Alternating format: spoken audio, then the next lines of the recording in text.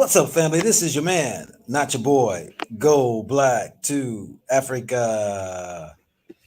Let's get it started right now. Let's go do how we do properly.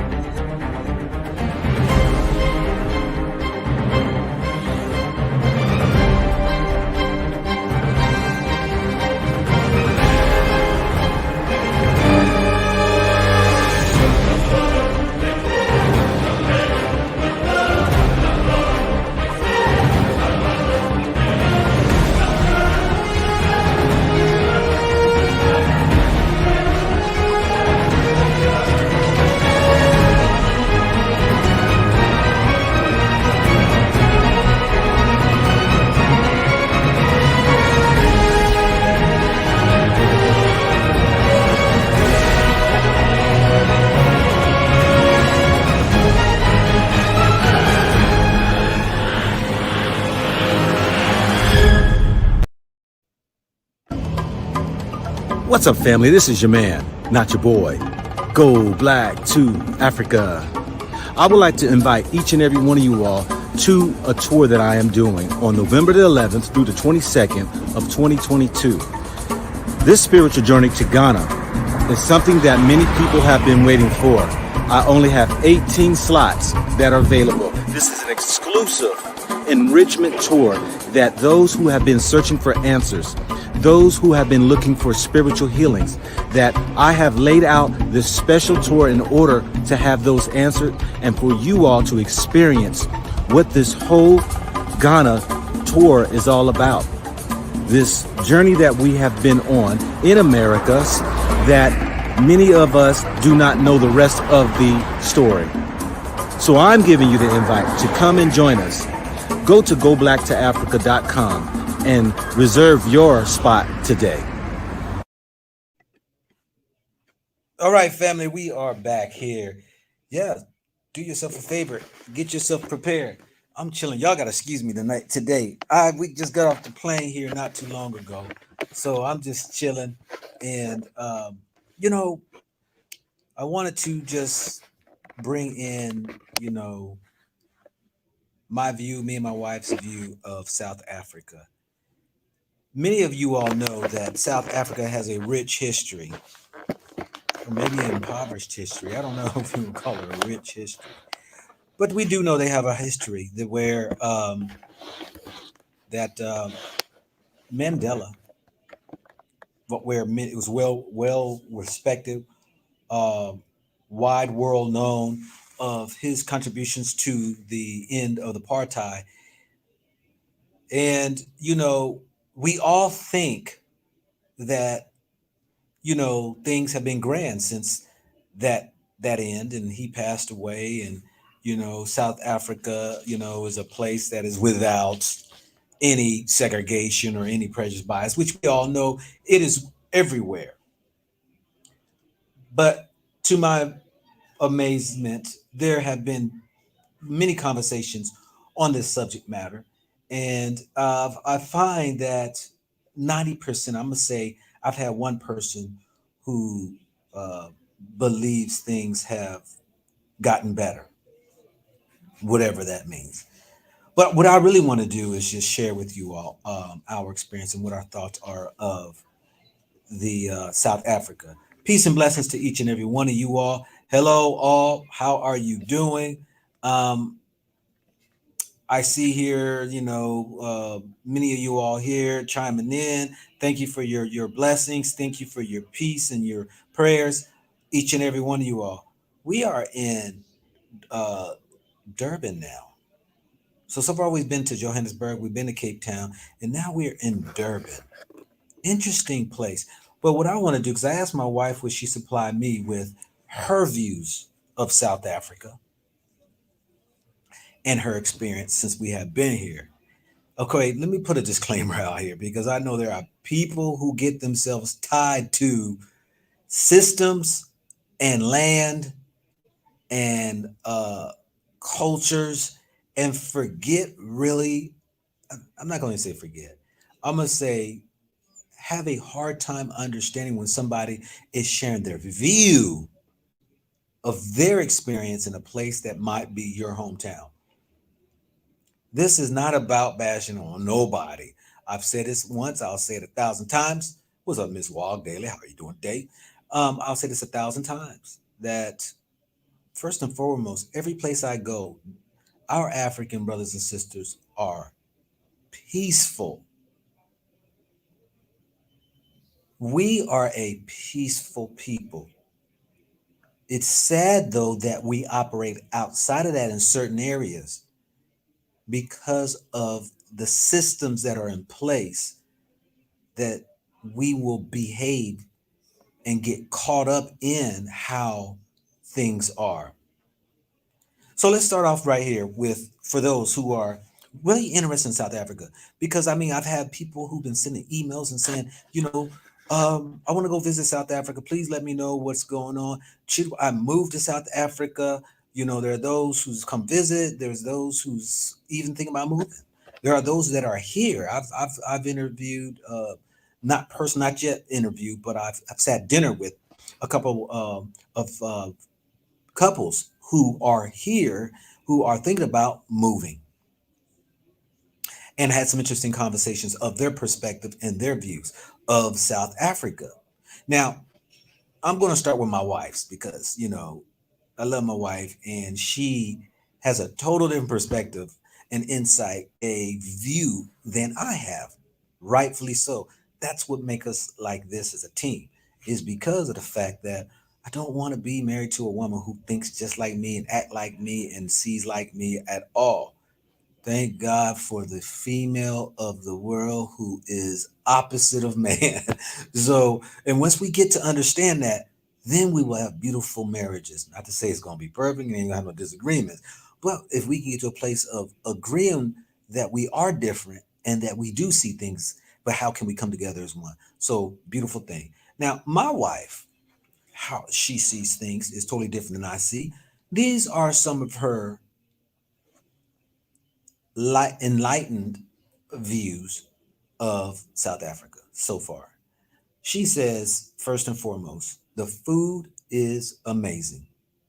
And she is right. I would have to agree with my wife 100%.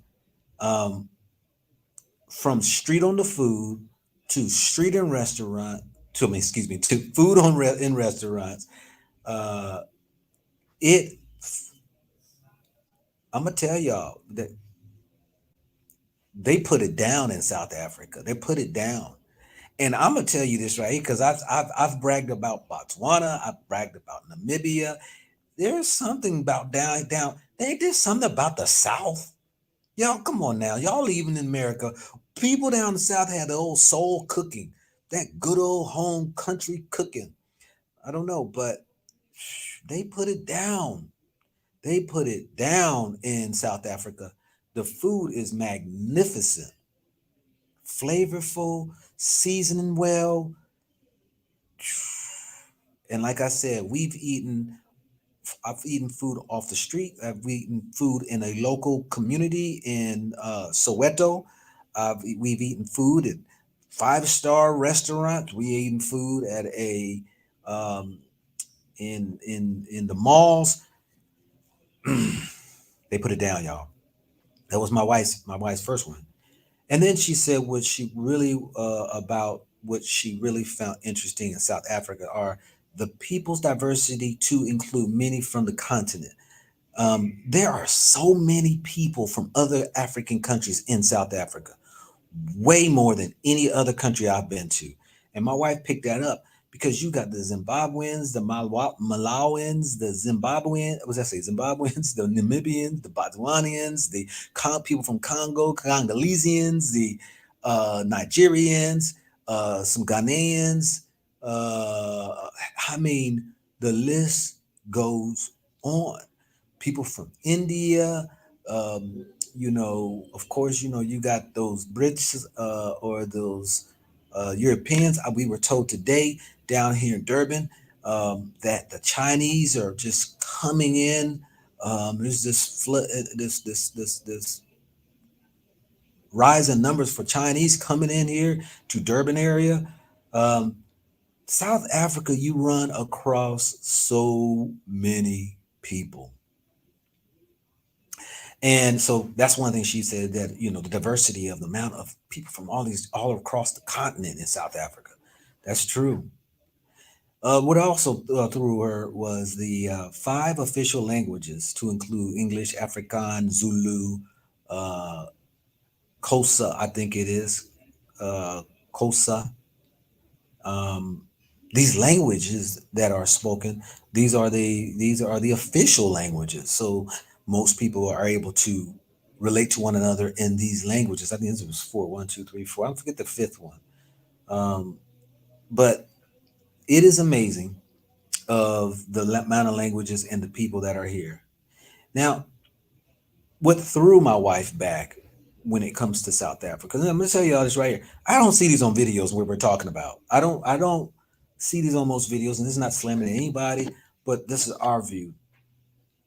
The amount of homelessness, to include those people who are homeless who don't have shoes. We was in Cape Town, and it's cold there right now. One thing I'm gonna mention about me is South Africa's cold, y'all. They got a winter here, and I told you all, if I'm not sweating, something's wrong. So South Africa would not, I would not be in no South Africa during no winter time. But we was in Cape Town, and this homeless man, young man, had a blanket wrapped around himself, and I looked down, and he had no shoes on. And so when me and my wife was walking, and I said, babe, if we get to a place where we can find some shoes, let's get that man some shoes. And we couldn't find we couldn't find no place at where we were. Um, but we eventually stumbled on him, but we were far away, and I was like, well, I don't even know where to find the guy. But as time went on, from day to day, we started to see more homelessness. They got tents too, y'all. They got tents in the cities. Um, in Cape Town, in Johannesburg, just homelessness. It's there. Now we know that America, there's homelessness on the rise and all, but yes, there's a lot of homelessness now. We're told by some people that some are from other countries who come down here looking for jobs, are unable to. They might be illegal in the country. That they might they there are those who are on drugs. They and they haven't found their way. So most people you're going to find or might be illegals that are in the country that are homeless. The other thing my wife pointed out was that the segregations in the cities. Now I'm gonna say this right here. Well, I'm gonna wait till I get to mine. But her thing was segregation in cities. They have, still to this day, areas where you have blacks only, coloreds only, whites only, Indians only, that are in Cape Town, that are what we're told also that are in Johannesburg. Now we just got here to Durban, and we was informed that it's more diverse. You can have a mixture of places. There's not necessarily a place that only you might find where the rich white folks live. Maybe with some couple of rich Africans. You might find where there's majority of poor Africans, but you have the colors that are mixed in, and also Indians and stuff. So I'm told there's more mixed, diverse, and not specified areas. Also, what was interesting was to find trash. Those trash that's out on the streets. We were definitely like surprised, especially when you see Cape Town. Cape Town, Durban, that we thought that would be more. Uh, where it would be, because of tourism, that it would probably be more cleaner. So that stood out too. There was more trash than expected that we saw um, in certain areas. But it's interesting enough, when you get more where prevalent and the money is, spotless, clean. Um, how is that? Maybe it's just this.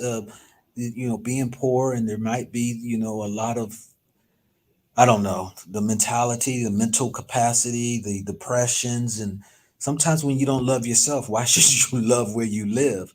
And so, we see that in America, and I've seen that around the globe. I've seen it in white areas where poor. I've seen it in Asia and Turkey and in some Muslim countries that, it's just the poorer you get, it seems like there's just more trash and less attention to those areas. Um, Now that was, she pointed at those things there, my wife did, and what I'm going to point out for me.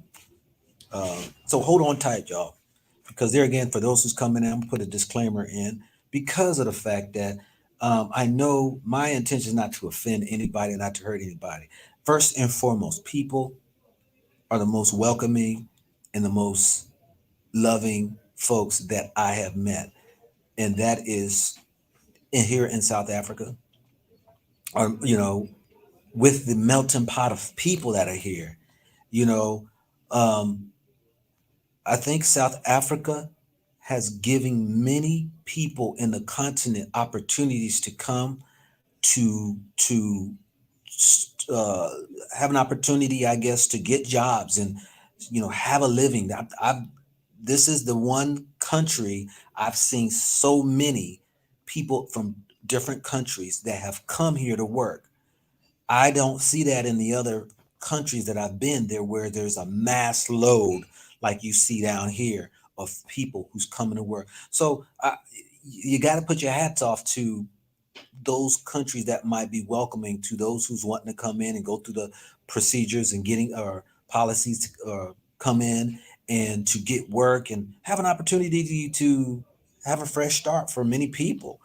I've met some people from Somali. I met people from all over. I mean, all over the continent. I've just mentioned a lot of the countries, but um, I must say South Africa, has opened its door to many. Now, I'm told because of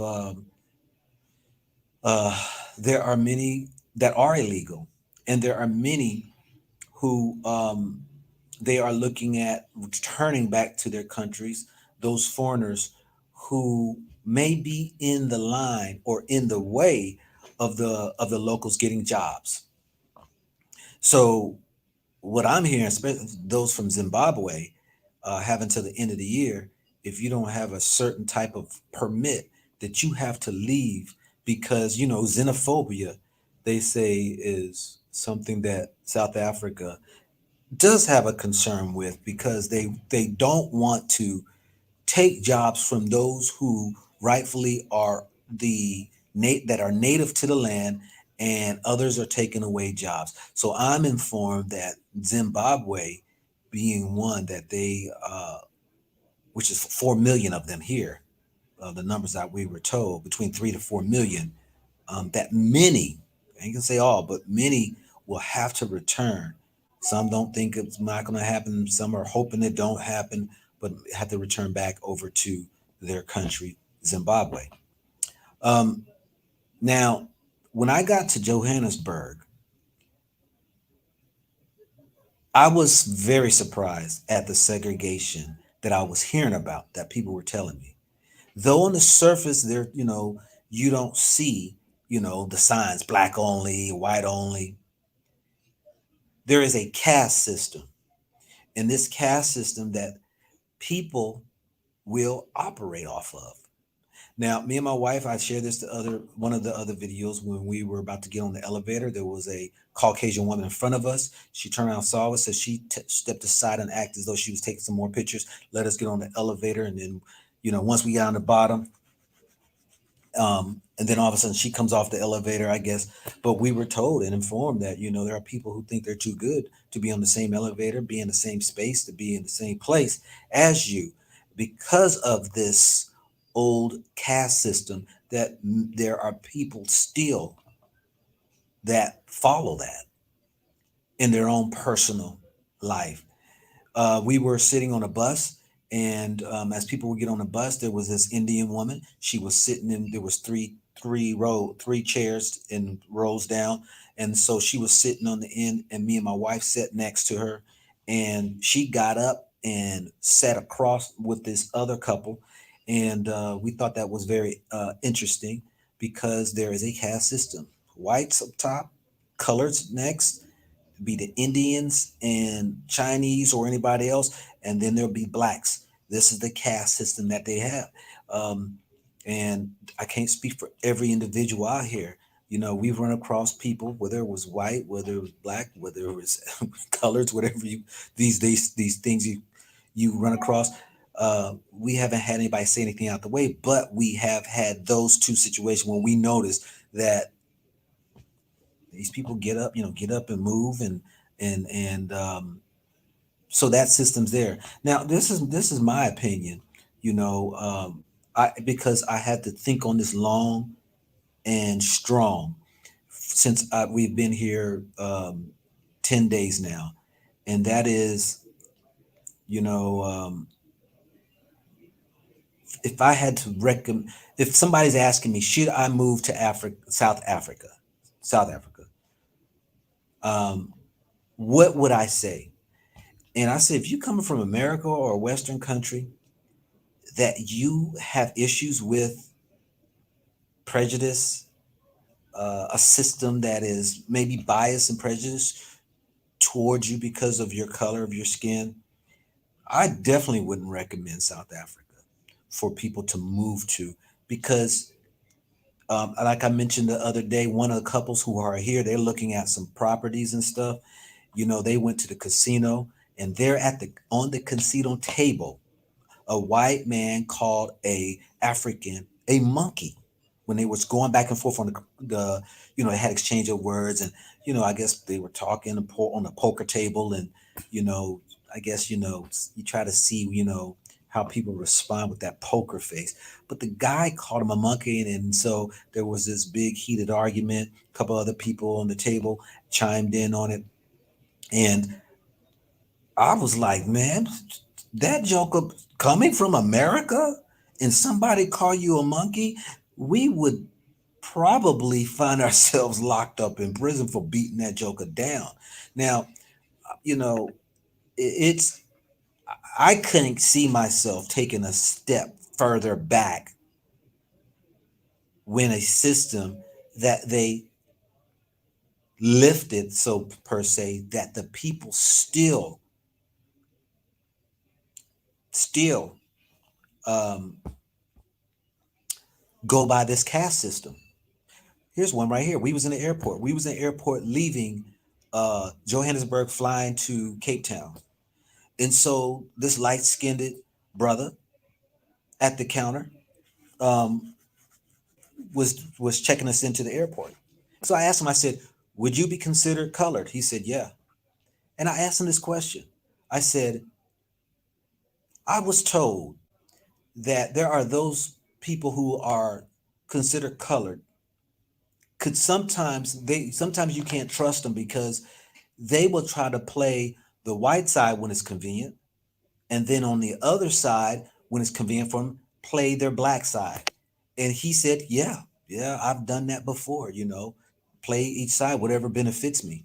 And it's like, I couldn't get mad at the guy. I mean, you caught in the middle. You're just so happen your mama and your daddy are happen to be mixed race.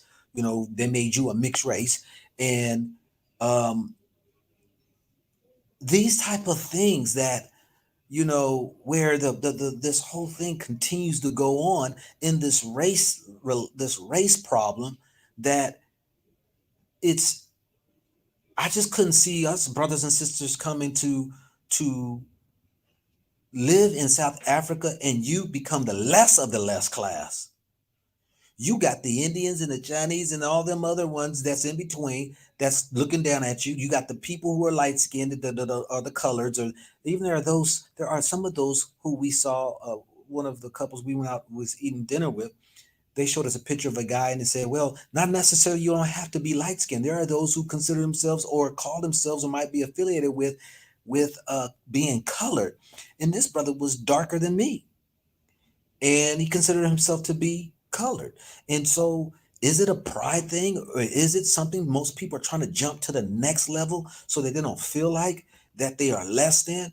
You know, I'm not trying to go into no system like that. Now, this has nothing to do with the South African people, not by far. It's just that there is a system in place that there are people who are fighting to get to the next level or be feel like they're more important than the less. And this is a sad part about the evilness that happened by man who's created all this garbage.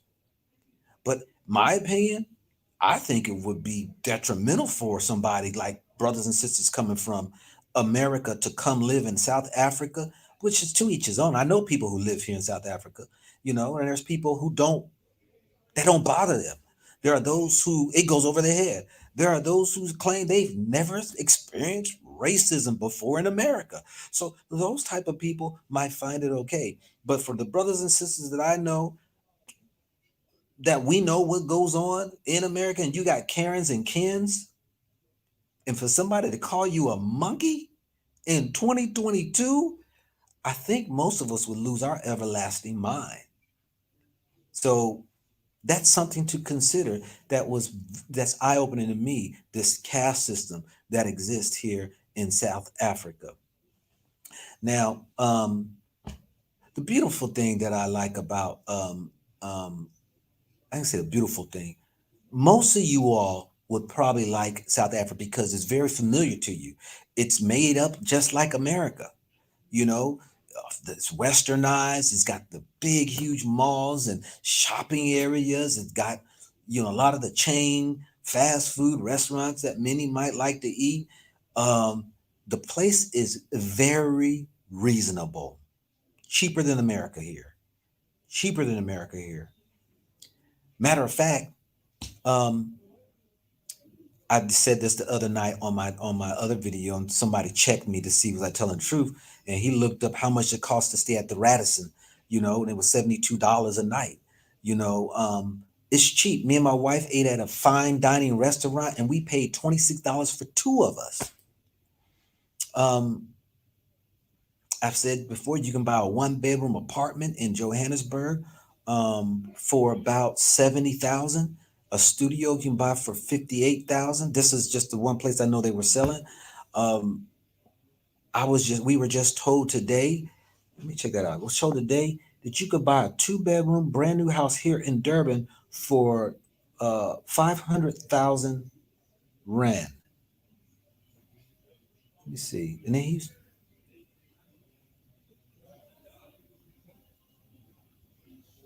that's $30,000. $30,000 you can buy a two-bedroom, two-bathroom, brand new apartment for $30,000. This is what he told me. Now, I gotta get out there and find out where this place is he's talking. But and I said, "Is this a decent place?" He said, "This is decent areas." Now, I can't speak the language, but these are some African names that he was telling me these areas. This is down in Durban. Now, in Cape Town is, I think, a bit more pricier, probably than most. But I was looking on the real estate, and you can find real estate that was almost like 90, $100,000, a two-bedroom, one-bathroom apartment. Those were um, right there in the Cape Town area. But you got all these other areas that the cost of the houses, depending on where it goes up in price as you get closer to the beach, and some of these prominent areas where you can buy a house for 2 million, 3, 4, $10 million. But South Africa is very cheap. Now I had my wife write down some costs here that we incurred while we were here, and this is how cheap that some of the things here in South Africa. We flew from Johannesburg to Cape Town, uh, was $198 for a flight. If anybody know about flying Africa, flying around in Africa is expensive when you're flying from one country to another country. But these are domestic flights. So if you think about it, you can fly from Johannesburg to Cape Town for $198. from Cape Town to Durban for $228. Hey, babe, was this per person? The price for the flights? 190. Oh, that's two people. $198 for two of us. Correction. So from Johannesburg to Cape Town for two people is $198. From Cape Town to Durban for two people, $228. And so it was 2.5 hours from Johannesburg to Cape Town, and about another 2 hours from Cape Town to Durban. And then from Durban to Johannesburg is $240 for two people. We spent for two people, Johannesburg to Cape Town, flew from Cape Town to to Durban, and flying from Durban to Johannesburg for a total of $666. It's cheap down here in South Africa. We You can pay, and this is on the average, which is pretty good for Airbnb. On the average, about $50 a night. You can get cheaper, but for 14 days, you can spend $700. So you figure for a couple flying from Johannesburg to Cape Town, from Cape Town to Durban, from Durban back to Johannesburg, and staying in the hotels for 14 days, you're only coming off $1,366. That is daggone good for 2 weeks. Now, we also looked at what, when you're doing, your touring or places to go check out and stuff like that. Um, um, Most places was about like $8 to get in some of the places, the museums and stuff like that. The safari, the one safari, which was the uh, let's see, where did she write it? A full day, a full day game drive. Okay, here we go. Pilanesberg is $188 for a person, and for the Cougar. Hey, babe, what was the name of the other tour place? Cougar or whatever. The other safari place. You say it was 500 for a group, huh? Kruger, Kruger, huh? Okay, I know Pilanesberg. I just said that. Yeah, Kruger safari. That was how many days? Two? How many days? Oh, for one day it's like $500 for a group, and then for 2 days was 500 and I can't remember, 30, $40 or something like that, um, for the group or something like that. Very cheap. Um, so I recommend, yeah, come down and visit. South Africa. I could not see myself living here because of the fact of the race caste system that they have. I'm not trying to go backwards. I'm trying to go forward. But the place itself, like I said, you know, most of everything is about Mandela. That's really most of it. But when you want to talk about the terrain, the land and stuff, you got mountains. We went on Table Mountain. They got Lion Head out there in Cape Town as well. You got the ocean where you can get out on the ocean, see penguins. They got seals out there that you can see right out there on the water on the beach. You got like Johannesburg. We went to Pretoria. We went to the CBD, the Central Business District. We went out to a couple suburbs. We went to Soweto. You know, and there's outdoors things that you can do here in Durban. They right here on the water. They got the beaches. They got the outdoor things. They got things that you can do of interest. So I'm saying that it'd be a nice place to come visit. I couldn't see myself living here though. I just couldn't see myself living here because of that caste system. Not trying to go backwards when it comes to me um, want to be respected as a man beyond just my skin color. So, I say that. Now, let me say some of the bad things, if you will, or the things that I've heard. Um, we got here to Johannesburg. When we got to Johannesburg, you know, so many times we've heard, don't go there, be careful over here, watch your back, hide your phone, um, because they said the crime is really up there. Johannesburg, we know had just had a mass shooting, and well, there was two mass. One was a mass group of students, whatever, that died, and then there was a shooting, a mass shooting. I think a week or two later after that. But some people are saying it was political or whatever. I'm saying that I don't like to be places where everybody is talking about, yeah, be careful over there, watch your back over there. Make sure you take somebody local if you're going to go over here or there. Um, and we was in some we was where were we was there in Johannesburg, up in Pretoria. My goodness, it was very sketchy where we were going off to this park at. Um, and so I would have went, but my wife was with me. Where we were going, we got about part there, and we got into sketchy area, and then the spirits said, "Turn around, turn around."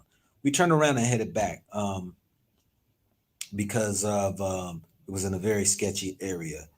And so the guy who told us to go there and check it out, when we got back to, we were staying in Santon. He said, "Man, you was sending us over to the park, man, this and that." He said, "Oh, you didn't take the Uber?" I said, "No, we got off the train. We were walking." He said, "Oh, no, no, no, you take the Uber and drive there. You don't walk," because it was sending us through the hood. So, but crime is everywhere, y'all. Crime is everywhere. But um,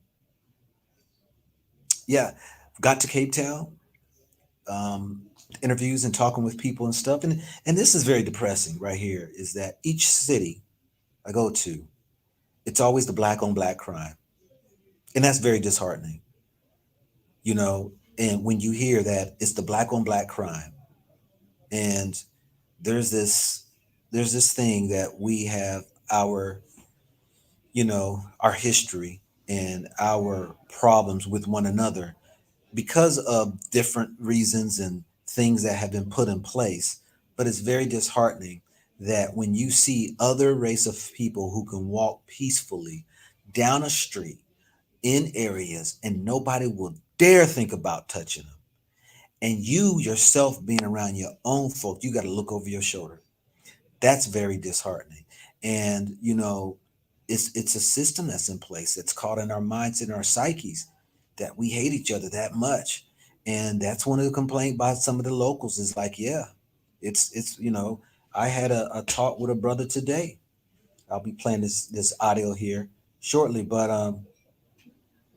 the but he said it, it's like, it's just the killings, that are going on. And I'm like, they got the guns and everything. You can go buy a gun. Like, yeah, you can go buy a gun. You have to have the proper things. But he said a lot of these these guns and things, are getting in the hands of the street, in the that are on the street, getting in the hands of the wrong ones. They got the gangsters that are there. They got those who exploit people. Go by, remember the mobsters back in the day? They come by your business, say, if you don't pay us this insurance money because we're going to protect your business, then we'll just burn your. He was saying that a lot of some Somalis have problems with a lot of the gangsters who come across their business in certain one of the certain areas where they live. What they call them here? They call them um, um, not villages, but something towns.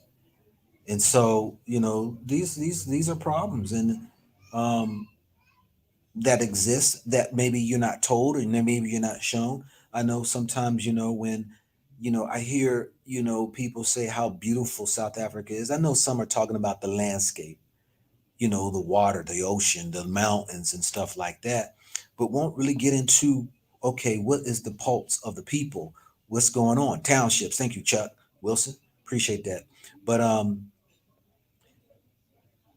let me play this right here for you. This right here, I recorded this interviewing a brother this morning, and let's hear what he got to say. I might not play all of this because this is a bit lengthy, but let's get a taste of what he's got to say. fighting for territories. Yeah. It's so bad. Yes, even West here, because they kill each other. Those guys, they kill each other. They shoot each other in front of their families. So that is the problem. You've been here in Cape Town since 2009. It's more than 10 years now. Yes. Is it getting worse here? Yeah, the crime and the shooting and killings. In the townships, the problem is there within the communities, not here. Yeah, within themselves. Yeah, it's there. Within themselves, not where the white people live. Yeah, it's more safer here. Okay. So the problem is there in the townships. That's what we are facing in the townships. So the government must do something there. Because those people, they kill each other. Even us Uber drivers, when it comes to our black community, these youngsters, they rob people of their cell phones. They request Uber, they open fake accounts, they request me. If I go there, they rob me. Most Uber drivers have been robbed of their cell phones and things like that. So you must check where you pick up your tips when you are there. You see the townships are around the airport area there. Yes, I saw. That's where there's more crime there. So you said those who originated here are the mostly colored people. Colored people, but they're mixed African with the European. Yes, it's a mix. And there are most of them who are part of the gangs and yeah, drugs. Yeah, they're part of the gangs and the drugs. And they use you said the young boys. Yeah. To sell the drugs. To sell the drugs. Yeah, that's how America was too. Yeah. I think it's still that way. Using the young kids. So they. But I think America have gone over that for a long time. But now, it's becoming worse. It's worse here. It's worse. A lot of shootings. That's the problem in Cape Town. Yeah, they kill each other. Those guys. Does a lot of people have guns here? Yes, in the township they do have. In the townships, they have a lot of guns. A lot of guns. Yes. But is there a lot of shootings here in this area, Cape Town area? No. You see, the crime is confined aside. Yes, the crime can be everywhere. Yes. It can happen everywhere. But they can't come and shoot each other in Cape Town. This is a high security area. They'll be arrested here. But they're in the problem is they're in their communities. There's not a lot of security. But look at these tents out here. This is right here. They got a lot of homeless out here. These are destitute. These are homeless people, yes. Right. There's a homeless people. I see a lot of homeless people out here. And rich people. You see very rich people and very poor people. Very rich and very poor out here in Cape Town. Right down in the inner city, there's a lot of that. But there's more security, you said, here than in the townships. Than in the townships. Yeah, in the township there is no security at all. The security which is there is just in the malls. In the malls. Yeah, the police are the one who must deal with the crime in the township. But the police what? They are the ones who deal with the crime in the township. Yeah. But it's no use. What they must do is just to go raid and take all the guns. Yes. But they are not doing that. So can I buy a gun here in Cape Town? Can I buy a gun? Do they have gun stores? Yeah, but to buy a gun store, you need to go straight with the line of, you need to register, then you get a license. Okay. Then, which is fine. It's not easy to do that. Okay. So they buy illegal guns. There's more illegal guns in the townships. Yeah. It's more illegal. What do you think the problem? And the problem with gangs, some of the police are corrupt. Some of the police, they sell these guns, the guns. Some of the police are corrupt. Some of them, they are corrupt. Are some of the police in drugs too? Where can the gang? Because these gangs, you find them with big guns and a lot of ammunition. Where do they get them? You ask yourself, where do they get them? So you think that the police are involved with the... Somehow. Yeah, somehow. Not all of them, but somehow there are some who are corrupt. Some that are corrupt. Yes. I mean, hey, corruption happens everywhere. Yeah, this country's got problems with guns. It's still got problems. In Africa, South Africa is dangerous with guns. You know what I find quite interesting? Is where the Europeans are most, like whether it's here, America, whether it's Canada, whether it's Europe, where there are most black people, there's where most killings and a lot of crime is. Yeah, we killing ourselves. We are killing ourselves, but somehow it's on the top. We are killing ourselves. Yeah, that is what is really happening here in Cape Town. Mm-hmm. The crime in Cape Town is different from Johannesburg. In Johannesburg, people they do crime just because they want money. Mm-hmm. But the crime here is different because it's a lot of murdering and killings. Why do you think they're doing a lot of murder and killing here? Different than Johannesburg. Then if you go to, like, now I talked about the colored gangs and drugs. Then you go to our black communities where the Xhosa people stay in Khayelitsha and Kukbe. There are gangs also there.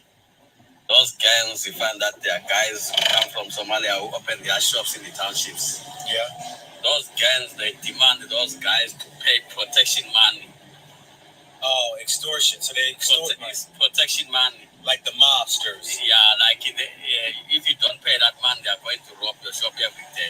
Yes. So you must pay that protection money so that your shop cannot be robbed. The Somalian business owners. The Somalian business owners, yeah, they are having a lot of business in the township. So they are also being bullied because they must pay that money every month. If they don't pay, they'll be in trouble with robberies and everything. By the same people they are paying money to. Yes. Understand? Oh yeah. So it's really why do you think the crime is like that in the black communities, coloreds, and why do you think that? Why is it do you think it's intentional by the system? Yeah. Or you think a black people, we as a black people, we just hate each other? No, it's poverty. It's what? It's poverty. Poverty, being poor, and there's a lot of unemployment and a lot of poverty and unemployment and drugs, yeah. And drugs. A lot of people on drugs. A lot of people on drugs. Is marijuana, is that legal here? Yeah, marijuana, they finally legalized it, but you cannot smoke it, you cannot sell it. They say those who smoke, they can plant up to 6 trees in their yard, then they can smoke it. You can plant how much? Up to six trees in your yard. 6 plants? Yeah. Okay. Then you can smoke it, you must not sell it. But you can't sell it. So that is the rule. Don't sell it. If you sell it, then that's when they arrest you. Okay. If you are smoking for yourself, it's fine. When did they make it legal? It was 2 years back. 2 years ago. Okay. So you've been here. You said it's getting worse. Crimes. Yeah, especially I'm worried about this colored communities. The colored communities. Because nothing's been done. Those guys are killing each other.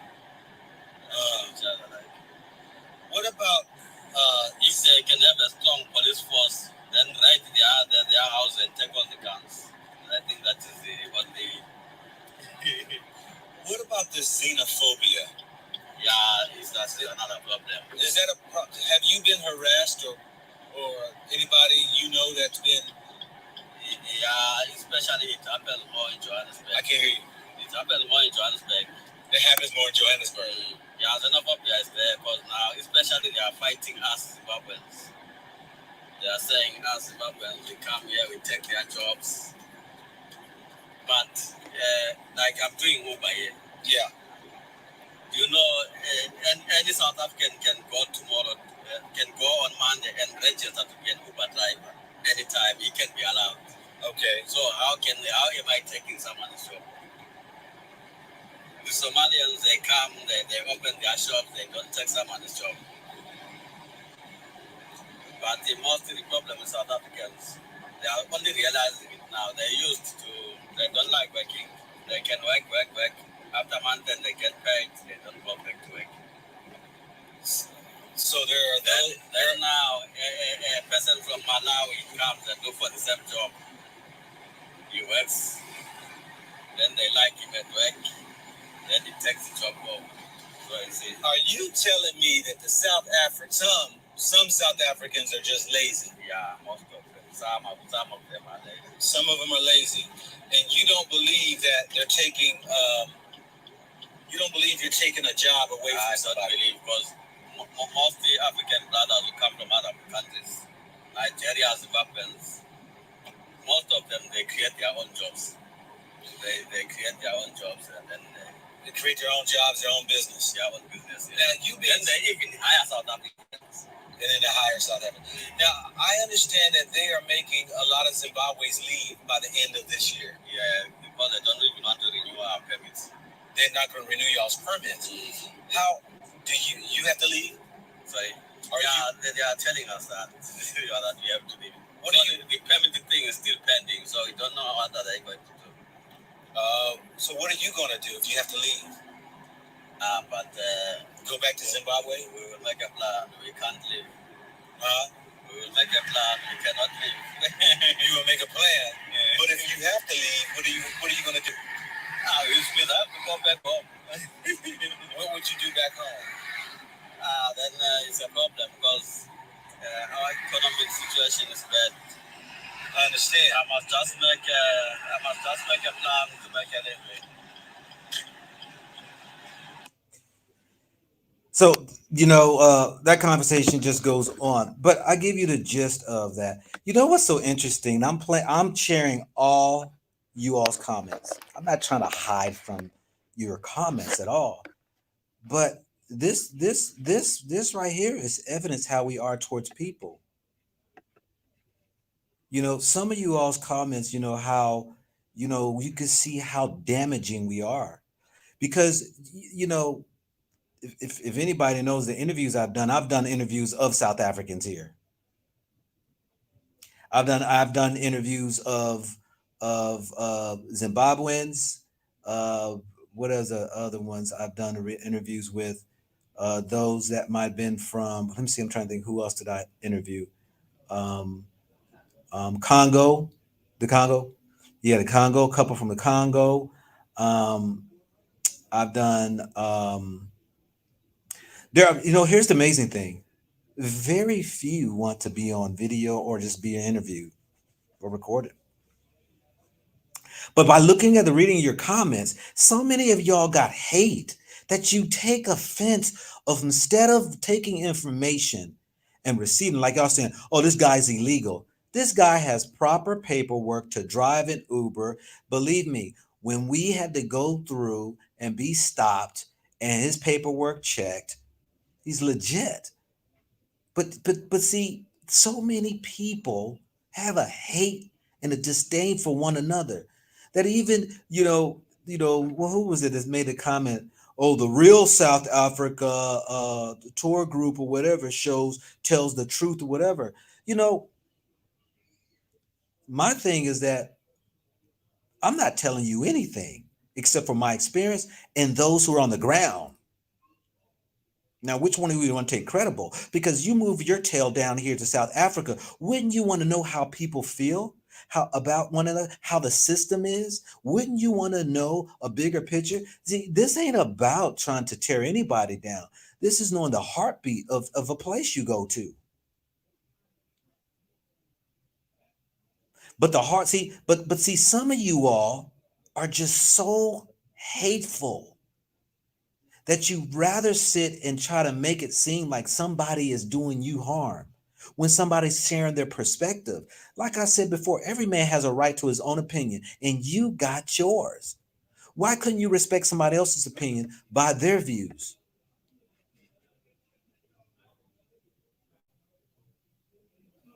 Some of you are so hateful. Do you see?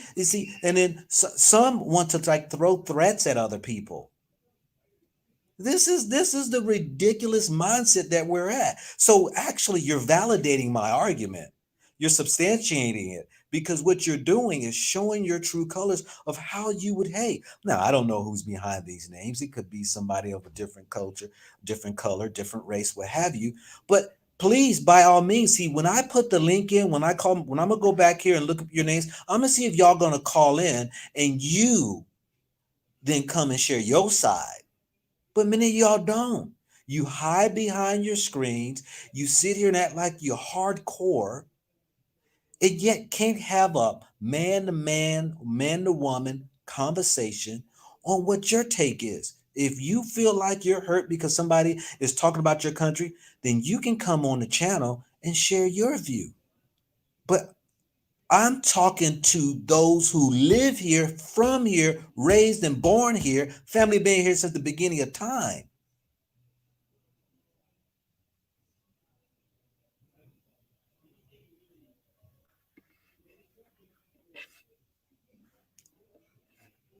I'm gonna be putting a link in here in a second. I'll be putting a link in a second. But this right here is, where this is where the men are separated from the boys. This is where maturity is separated from the immaturity, because so many of y'all are just so hateful.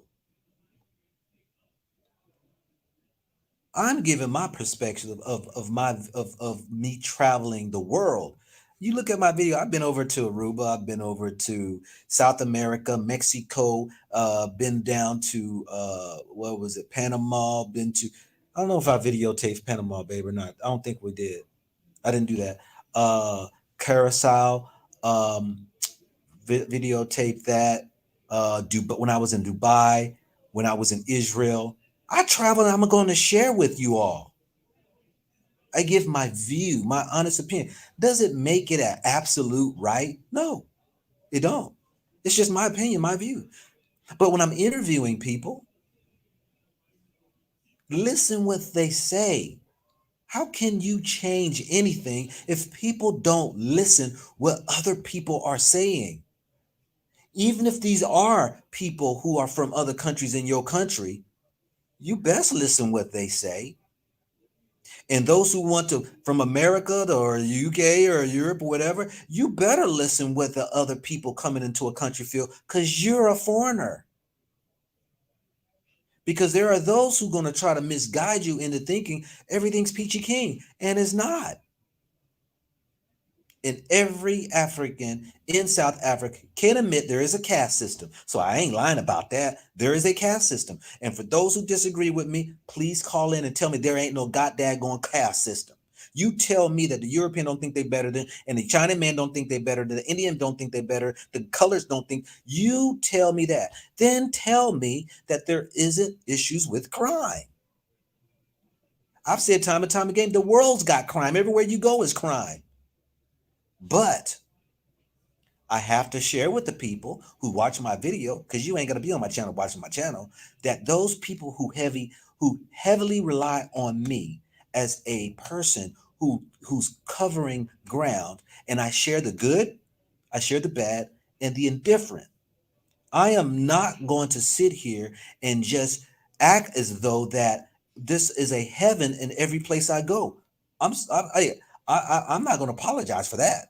What I'm going to do is man up on it and be man enough. I ain't scared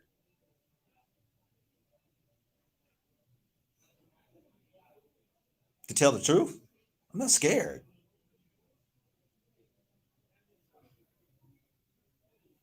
This is the problem with a lot of people when they going ahead and giving you information. They scared to tell you the truth. They just want to make everything like it's cool, fine, dandy. No, not at all. That I'm gonna tell you, I'm gonna record those who are willing to talk. I'm going to share with you the places I go when my videos, when you see my videos, they be live. When I'm out there on the street, you tell me, since you think that others are so right and exact, who's doing that?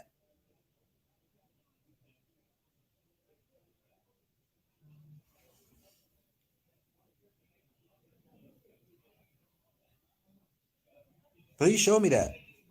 Because what I'm doing is I'm at least trying to report accurately the things I see, the things I hear, the people, what they tell me, and all that there. Who wouldn't want that? But see, some of you all are so afraid of the truth that you believe this is the biggest problem we have. See, we got to get out of this being South African, Nigerian, and Ghana, and Ghanaians, and Tanzanians, and Zimbabweans, and all that right there. You fools. When the Europeans came to colonize, Africa. Do you not know some of your family members were left over there on those borders, couldn't make it back over, never to see them again? Do you not know that? Do you not know? See, most people don't even realize that we who over in America, we are nothing but a product of slavery. Our family is somewhere stretched across Africa. And you think we Americans. That's foolish thinking. You want to argue over a space of land that they gave called South Africa that you don't even control. The money is coming from others, and you proudly call yourself South African? Proudly call yourself a country that was divided and colonized? Really? That's like me proudly saying I'm American. I'd have slapped myself for that, because we got to remove ourselves out of that. We got to grow to the next level and say, look, y'all, hey, this is division. This was all about division. That was the whole thing. That was the whole concept. And if some of y'all will get out of your immature minds and understand, listening to an elder who had to come to understand some things in life. Why is the black folks killing each other in their own areas? It's a system that was devised to cause self-destruction. Do you think this was something that was did without thought? No, this is a psychological warfare that was created. You put any people together, they do tests on lab rats and animals and all that to see how they behave. You put people in a bad situation, they will turn around and attack and kill each other. They won't go to the ones that are causing the pain. They will attack each other. That is scientifically proven. And when I'm trying to expose the good, the bad, the indifferent, some of y'all get mad. Because if I am, and I know for a fact my videos have had impacts on the change in certain things in certain communities, you should be like, yo, I hope our government officials will be able to see this, that the outsiders who are coming in and those who are living here are saying this is how the country is. I hope they listen, and I hope they create change. But no, oh, I'm South African, I'm Nigerian, I'm Ghanaian, you're talking about my country. Really? I'm putting the link in. And for all y'all that got the negativity to say, call in. Be a man, not a boy. Be a woman, not a girl. Call in and show your face. I don't want to see nobody call in who ain't showing their face to the world. That's called being a coward.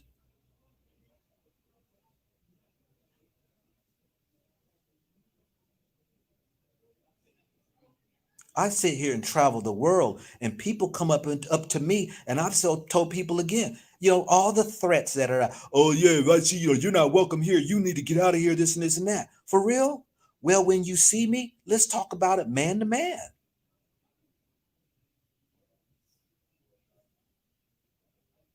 Let's talk about it. You know? And if you don't like to talk man to man, I tell people right here, if you want to do this, don't be sneaking up behind nobody. Don't be coward enough to use weapons. If you want to go that route and I have to protect myself, then call it out. But I ain't scared of you. What's up with the threat? See, that is the psychological damage we have towards each other.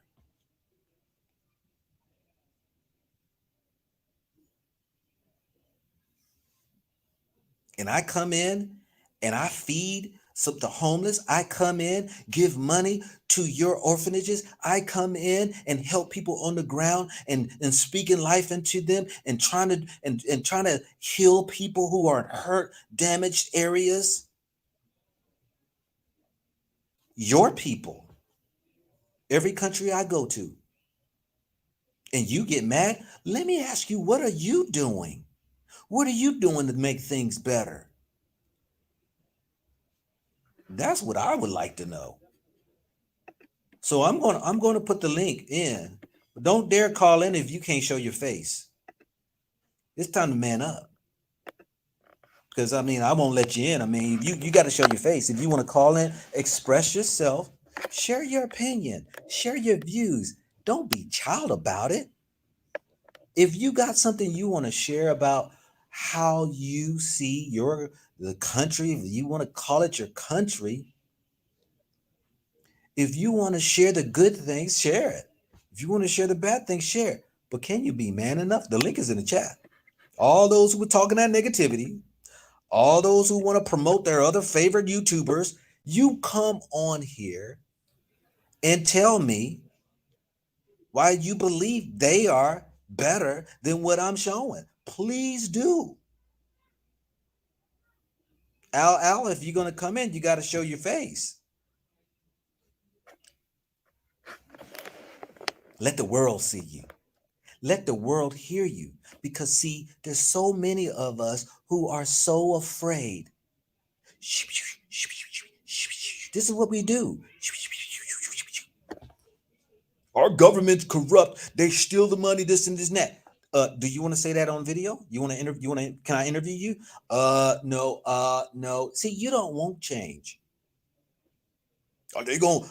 I don't want to have no this and that and come at me or whatever the case may be. Well, then just zip it. Say nothing. Then every election, they make these promises and they this right and they don't come through and they stop it and they start this, they stop this and they don't do this, this and that. Oh, you want to get interviewed? You want to share? Now, I must say, there are some interviews I did that I never posted because I was like, no, I can't do this. I can't because there may be backlash on you. I've done that before several times. I got videos of interviewing people and I'm like, no, it's not about showing the video. Okay, I see Al, you're not showing your face. Okay, so I guess you will just sit back there. T Mahangawa. Uh if I okay, he hung up. Link is in the chat. We gonna see. See, y'all can see me, and you see y'all can see me, but I can't see. You don't want to show your face. What's up with that? And they want to be behind the scenes and talk all the negative. Come on, family. We are family, aren't we? What's so scared if I'm sitting here sharing my what you so scared for? Oh, we got somebody coming in. Oh, it's Stewart. Stewart's back. Yeah, I'm back. I'm offended. I'm a South African, brother. You offended? Okay, let's talk about it, brother. Let's talk about what you offended over. Yeah, go black. I mean, I follow you, right? So I'm very passionate about our history, not South African history per se, but I'm a Zulu guy from South Africa. Um, you know, I also follow YouTubers, not necessarily from South Africa, but also outside in Africa, doing very kinds of jobs. Other guys who have covered transatlantic slavery, what has happened in West Africa. But it's very important, you see, and I've said previously that responsible sourcing of people that have been being interviewed. You mentioned certain things about people that are affected by the system and they don't realize. And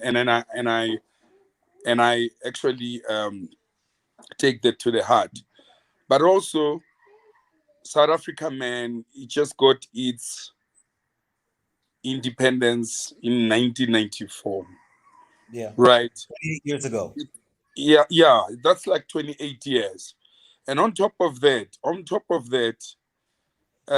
there's always been people in rural areas, and I'm from the township myself, right? We didn't have shacks. Apartheid didn't allow shacks. They were there, but squatter camp and all of that, apartheid didn't allow that. And also, apartheid was a system, I mean, for more than 300, from 1652 when the Dutchies landed, Jan van Riebeeck landed with the 3 ships in Cape Town, right? So you must remember the Groups Area Act of putting people in classification of Indian area, colored, blacks, even blacks in Soweto. They were not, you had Mletsani, the Zulu section, the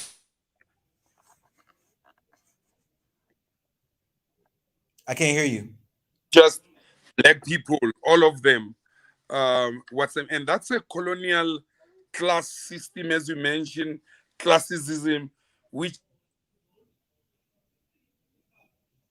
I can't hear you. You're going in and out.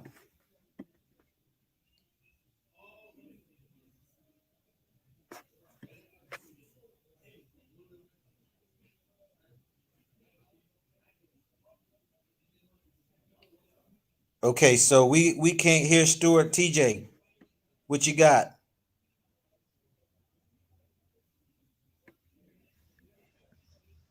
Can you hear me? I can hear you loud and clear. Okay, Where you from, like TJ? Zimbabwe. You from Zimbabwe? Okay, all right. What's good? What you got to share? Yeah, all I gotta say is that, like, can I ask you a few questions? Because I want to get to know you better. Besides you being a YouTuber, I want to ask you questions about Black history. Sure. So, what do you think about Malcolm X? What I think about Malcolm X? Oh gosh, I mean, so that's a lot. I mean, Malcolm X, who Th- was a man who started a life off that he claimed that he was out in the streets. Remember, was an alcoholic, rebel rouser, ran women, turned around, changed his life when he came across the Nation of Islam. He went through that period of time with the Nation of Islam, realized that he was following something that was not exactly absolute truth that he thought that would be the that was a standard for what he was following, that he then also took his trip over to Mecca, saw people of different colors that were Muslims. It changed his life. He had a total different perception of what life was than what he thought it was, just the white America against the black man. He, I mean, he was a man that I saw went through a transformation like I went through a transformation of life. You know, he went through these chapters of life and come to his own truths. So I mean, and he was an example that was for many people to see how one can start off and one how one would end. And they killed him. Okay, that's fine. So, I've seen your videos of you like in Lalibela, Ethiopia, right? Yeah. And like they have a black Jesus over there. So I'm just asking, so is what you say is basically what you're saying that all these people in Africa who've been taught about a white Jesus, are you saying that we're brainwashed? Because all we know is a white Jesus. There's no such thing as a black Jesus in Africa. I'm telling you that. That's your question? Yeah, like, are we brainwashed then to believe that Jesus was a white Jesus? I don't want to use the word brainwash. Let me say it like this. Where did you get it from? Where'd you get that I idea mean, from? uh, okay, like going into church, every single church, you're gonna see a white Jesus type of thing. Even if you read those Bible pictures, those kids Bibles, you're gonna see a white Jesus. So it's one of those things, like, you don't have to get taught about, you know what I mean? Like, I see a white Jesus everywhere. Well, yeah, I mean, it's proven. I mean, that's why I showed Ethiopia and how they depict Jesus.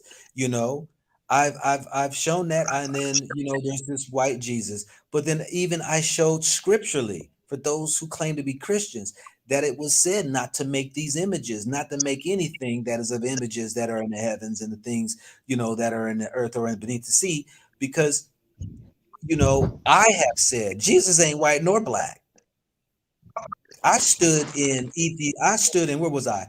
I stood in Kenya in Kibera slums in a school that I shared with the children that Jesus was not a skin color.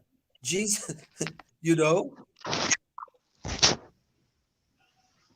but Yes, I'm I listening. did that, I do that depiction because I am showing people that even our own beliefs and our perspective, our opinions and our views. You can find a contradiction to it, but the question of it is where you get it from. Just like people call themselves South Africans or call themselves Nigerians. Where did we get our that from? We never called ourselves that before. You would say you Zulu, you would say you Mendika, you would say you Ashanti, you would say whatever it was you was part of. But now we fighting against people because of the fact that they are from a country that we never created. It was the Europeans who created the countries. And so we deal with this internal battle because of that was the purpose of conquering and dividing. And it goes on to this day that if you can divide a people, they will war against themselves instead of warring against the ones who divided them. Because the system is set up to show biases towards some and prejudice against others. And so then you have the strife that happens. This is systematic racism. And that's why you can change apartheid all day long. But guess what? They already know it's a seed planted in the minds of the people that will reign for thousands of years. And I've experienced it here in South Africa. I've experienced it in South America. I've experienced it everywhere I go. Okay, so after what you said, that this is like a seed that's been planted in us. You said yourself, it's like a seed. It's been planted in us, and it's gonna be with us for generation and generation and generation. So, is there any hope for Africa then? Like, so should we even try? Yes. And that's where I was saying is that, okay, is there hope? I did a video the other day. The hope is when you unravel who you think you are, remove that identity. You're deeper than the color of your skin. You are a spiritual being first. If you don't believe you're a spiritual being, then look at the type of spirits then that responds in the chats with hate. And look at the spirits of those who chat in the chats, they respond with love. There are two opposing sides of life. You can live on one side of it or you can live on the other.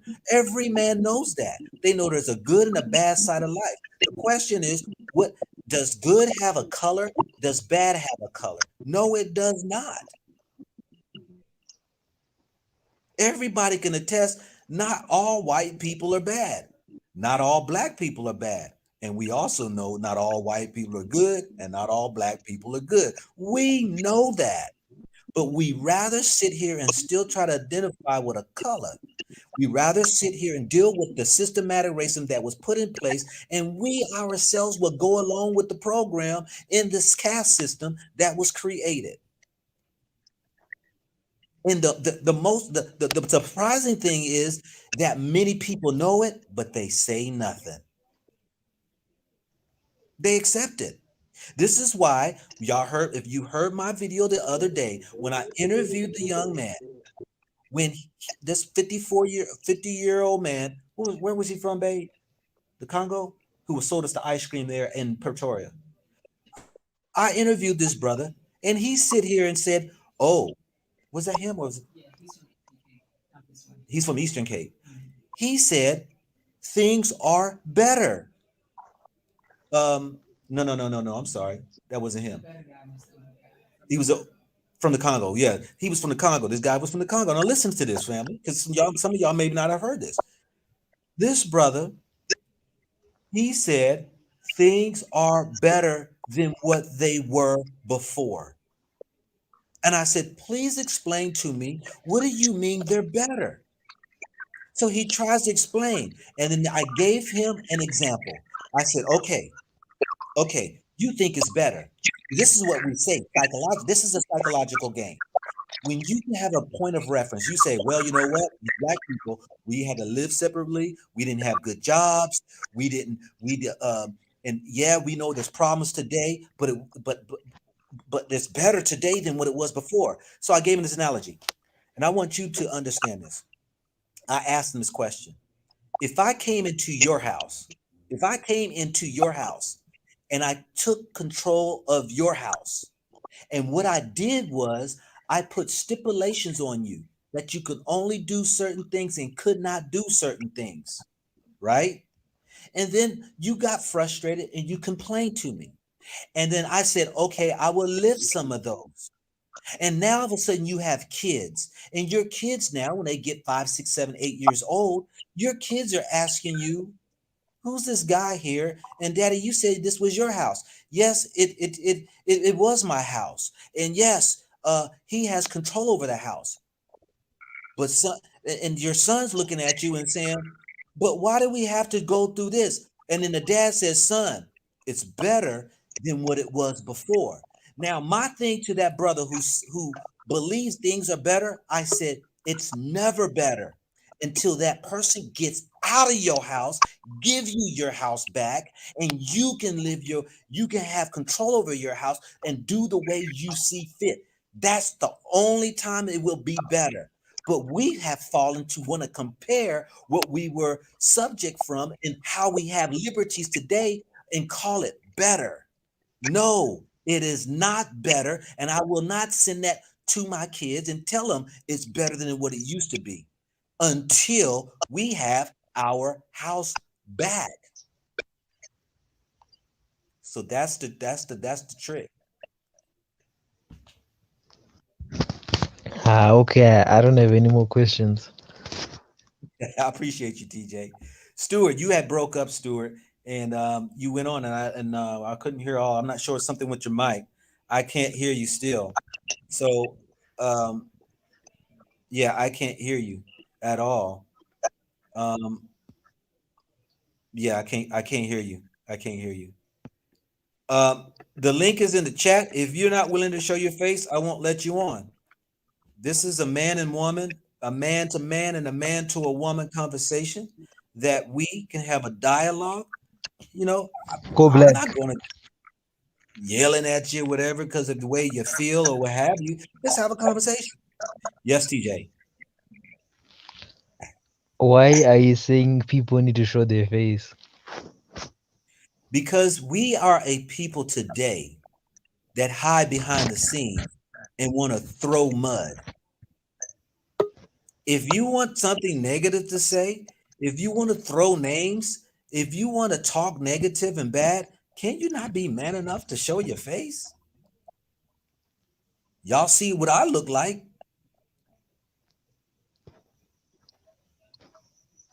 Why can't I see what you look like? Because we are in a period now that people are fearful. People are fearful. Why? You can sit behind a computer screen and sit here and type whatever you want, and yet not man enough or woman enough to show your face and defend what you say you believe in. You're not getting on my platform behind that. No, because I don't know who you are behind the scenes. All right, let's see if Stuart So right here. Stuart, Can you hear me, my brother? I can hear you right now. Yes, I Yeah, can. yeah. Go black.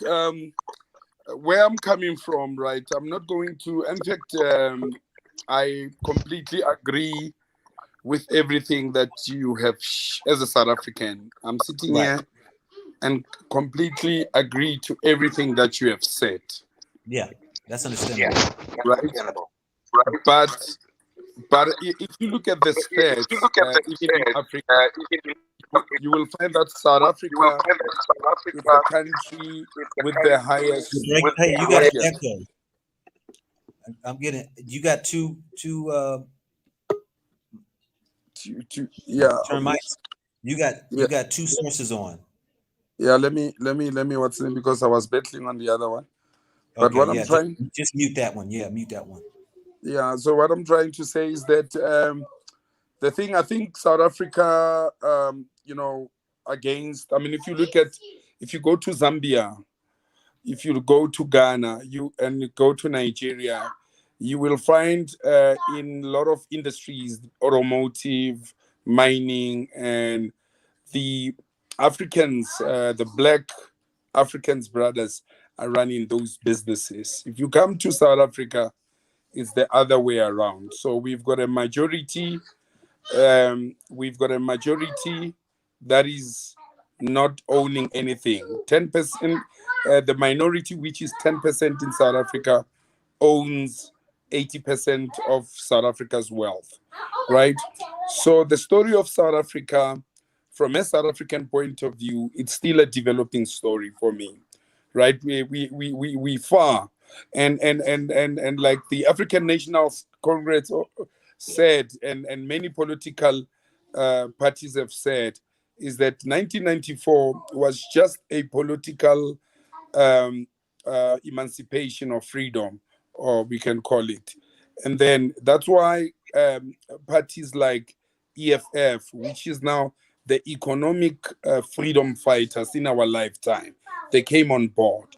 Our story is still young, but also our brothers, the Berlin Conference came with the borders. There were no borders, but now also our brothers, countries that got independence before South Africa in the 60s and all of that, Nigeria and all of that.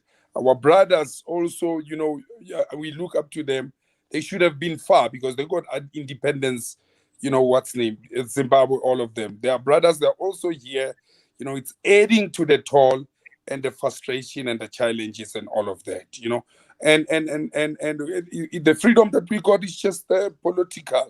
People have really nothing. That's what you basically witnessed here. I don't want to say South Africa it's a put a rosy picture, but the only thing that the African National Congress has done so far is that it has built the middle class. You understand?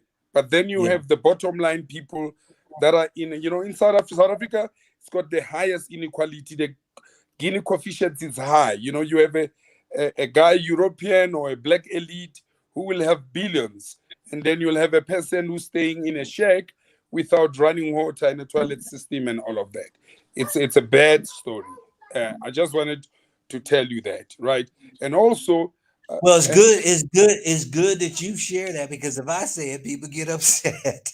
no. Remember people where they coming from. Other people, they are seeing their country thriving and so on and so forth. And then we also have, bad South Africans that are working with illegal what's name. Then we are a value system people of Ubuntu.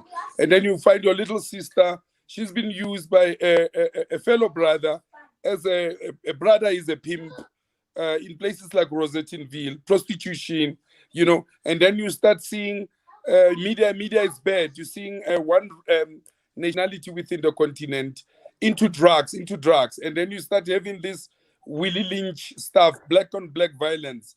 We hate these guys that are coming from Nigeria. We hate this. Those things just flare up because of the poverty that is there. And then you have minimum wage salary of about 3,400 because of ILO, International Labour Organization, said that. And then you get a white man who owns a business in South Africa, doesn't want to comply with the laws of South Africa, hires an illegal migrant, maybe from Zimbabwe. You understand? And then now the South Africans are saying these guys are jeopardizing the system to comply, and then they are exploiting our brothers. Then you start getting a black on black violence. South Africa, and when I started working, our unemployment rate was sitting at 16, right? And this was in the 2002. Right now, just gone bad. It's now getting to the 40s. And now even President Beki has said South Africa at some point, if this ANC government doesn't listen, it's going to flare up like what happened, Arab Spring in Libya and stuff like that. You're letting in. People are taking people's job. It's fine. We fellow Africans, but it's going there. It's boiling up. It's boiling up. Now, Stuart, I appreciate that info, because my thing is that would you want to know that information if you're coming from another country to come to South Africa to live? Wouldn't you want to know that information? The No, you're right. Situations. Wouldn't you want to know maybe the problematics and the things that's happening, how the people feel? Wouldn't you think people should know that? No, you're absolutely right. People should know that. People should know that. But I think also, Go Black, the African continent, it's very diverse. You have, I think, South Africa. The other thing is that, with this democracy that we got, they say it's the best blueprint of a constitution. It's good if you are, a white guy that escaped prosecution during 1994. It's good because it protects you. But what it does also, it perpetuates inequality. Those who were rich in 1994, they continue to be rich. And those that were poor in 1994, they continue to be poor because the laws are not able to take a poor man and put him somewhere. Only those that are getting into the system, getting educated and so on, working and stuff like, they get empowered. But remember, apartheid was also excluding black people from getting education. You had to be a slave in someone's farm, work for your father. When your father dies, you take over, you work there as well. You understand? So those people now, they're in the ages of 52, 53. He cannot participate in this new South Africa and all of that. So, my brother, we've got a mess in nutshell. But you're right. People have to know that. People have to know. If you come into South Africa, you have to know that. But I follow Brother Assad, and I've gone to his meetups as well, right? So if you are a middle class or doctor or one of those guys, and you wanna just fly into the system, you will survive and it will treat you good, right? Yeah. But Yeah. for an everyday person that he's in his 50 plus right now, this constitution doesn't work for them, and it's a curse for them, and it's bad. Yeah. Yeah. Appreciate that. I'm gonna move on to Pastor Mike, brother. I appreciate the information, Stuart. Good to see you again, and hopefully, man, see you there in the future. God willing, brother. Take care. Yeah. Let's go on, Pastor Mac, over to Lethabo. Did I say that right, my brother? Let me see if I got you on mute. Okay, go ahead. How's it, brother? Good. It's good. Where you calling from? I'm calling from Boxburg. It's in the east of Johannesburg. Okay. All right. In South What you Africa. got? Yeah. Oh, and it's Letabo. Letabo. Oh, the L. Yes. The L is Yeah. like a D, right? Yeah. L. Okay. Yeah. Sorry, I didn't hear your question. No. Okay. So you called in. So what you got for me? Are you mad at what I'm saying? Are you agreeing? Do you see different? What do you got to share for the people, man? Okay. So I'm a bit of a centrist on the issues being discussed, right? So okay, I will begin with my own personal history a bit, right? So there's a bit of a misconception about South Africa, a lot of it actually, because yes, we were colonized as a country, but what was colonized in our country was the economy of the country. So we couldn't practice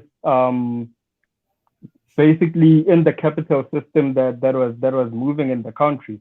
But as far as the culture goes, and as far as how we relate to each other, those are some of the things that they were unable to colonize, right? Hence, they had to bring in the Malaysians and all of that, So South Africa, at its core, still has its cultures. Everybody still practices their cultures, and obviously before 1994, we were separated into different places. So to meet somebody who's Zulu, I'm Pedi, but to meet somebody who's Zulu was quite a phenomenon if you are from Limpopo, which is where I'm from, right?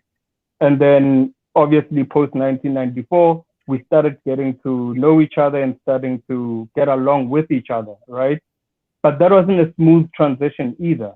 People were tribalist towards each other, but that easily and quickly faded because of a mutual respect that we have amongst ourselves as South Africans and the mutual respect that we have for each other's cultures, right? So South Africans, at their very core, are proud of the cultures that they have, or rather that we have, you know.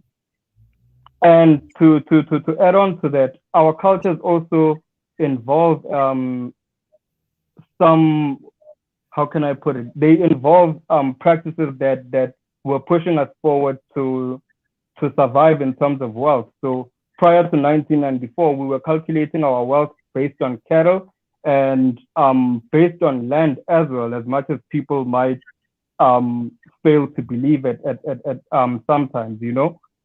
It's just that the Europeans who are here were trying to make the land smaller and smaller as time went, you know, but each of us can trace back a certain piece of land that we can point to and say, that's my great grandfather's, you know.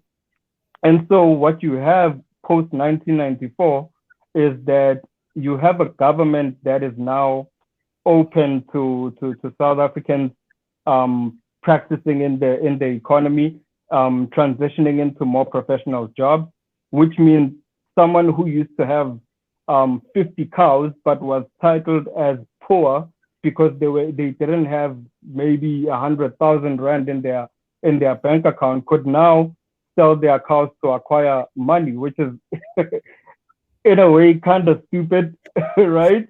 Yes. But what's crazy is that the government of 1994, as much as we love them, but they also kind of convinced people to let go of the things that would actually progress them in this economy. You get what I'm saying? So Yeah. now you have people letting go of their poultry farming, letting go of their all types of farming that they were doing prior to 1994. At least in Limpopo, I don't want to speak for all provinces, right? You have people letting go of that to join the economy that's in Johannesburg, right? Okay, fine. Now you have a middle class that's growing, and it has been growing since 1994 to date, right? So where South Africans actually get offended with immigrants is the point when immigrants start to say South Africans are lazy, you know, because they don't understand why South Africans have a problem with illegal immigration. You know, like the brother said earlier on, in terms of illegal immigration, what tends to happen is that the labor becomes cheaper, therefore devaluing the job at hand. You know, so that's one of the problems that we have with illegal immigration. But when you are a legal immigrant, when you are legal in the country, and you adopt the basically the perception that media has been trying to paint about South Africans, where they are calling us lazy, saying that our fight against illegal immigration is basically xenophobia, even though it's not, right? We were just fighting the government to process immigrants in here properly so that people can access the free healthcare that they actually access from illegal immigration entering in this country. They can access all these things, public schools that are free, you know. So our fight was to say no, process these people, make sure that we can track who everybody is, and we understand them, and we know that we have our brothers and sisters here, what are their needs and all of these things, and how do we basically have a system that works for both impoverished South Africans and impoverished immigrants, right? That was one of the main talking points. So now you started to have people saying, no, South Africans are lazy, they don't want us here because we are taking these lower jobs. I'm sorry, am I going too fast? If there's any interjections that you might have, perhaps. Hey, man, sometimes it's a great skill to listen. Go ahead, keep talking.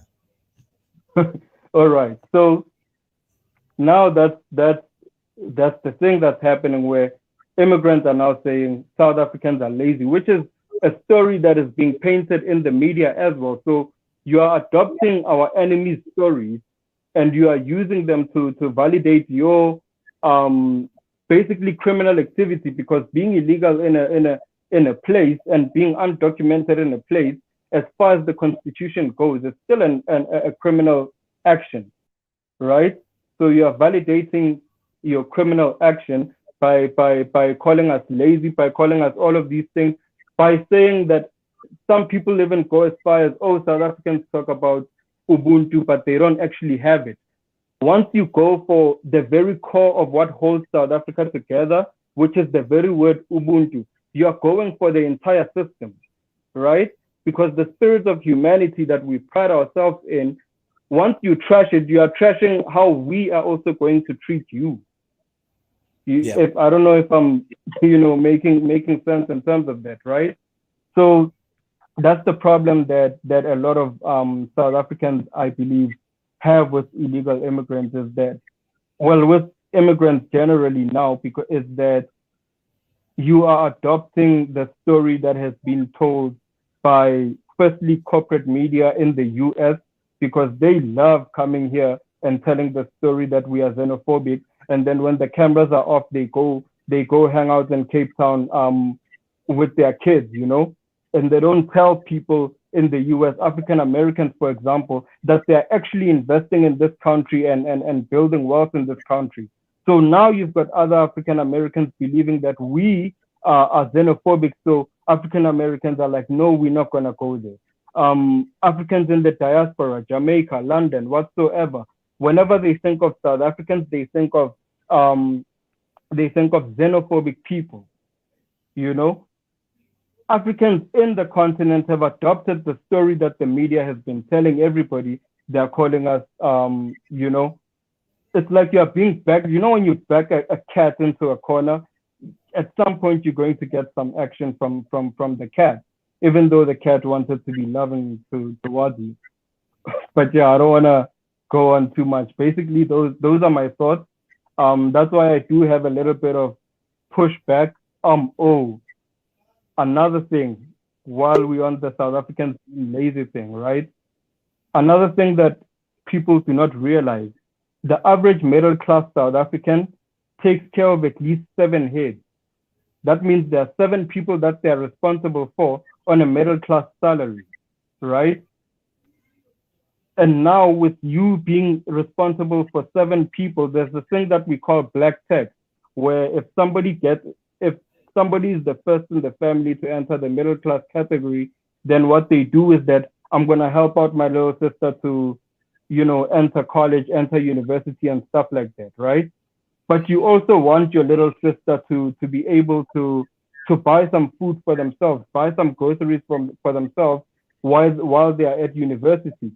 How can they do that if they cannot even cut grass, right? When you enter a country and you enter the country to be at the bottom of the socio-economic measurement, you are affecting the children who could be learning some sort of business skills because that's where they should be starting, you know?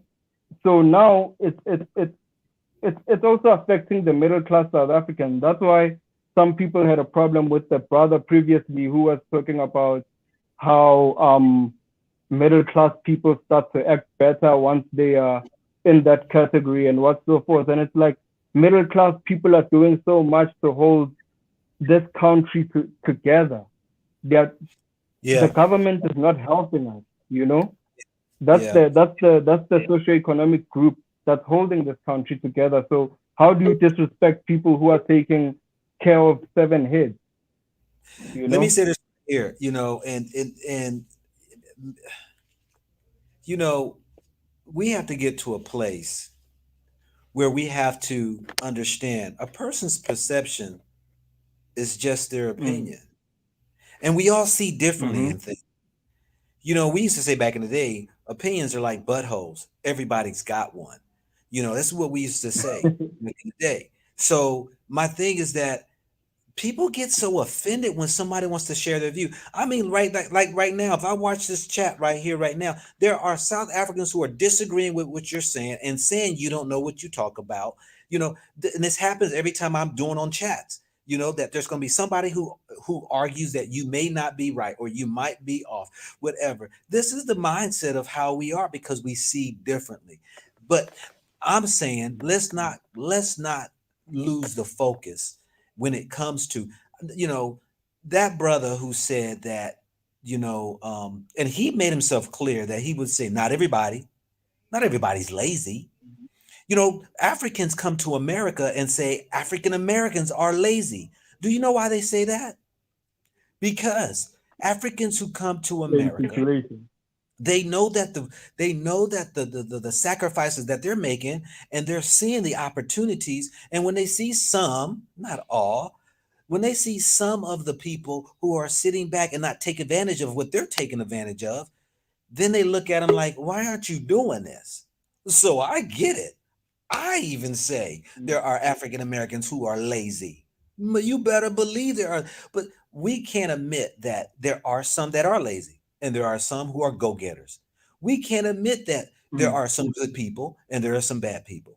When it comes time for us to defend our country, we want to stand tall with pride and we want to show all the good, and yet the little bad things and all right there, don't talk about it.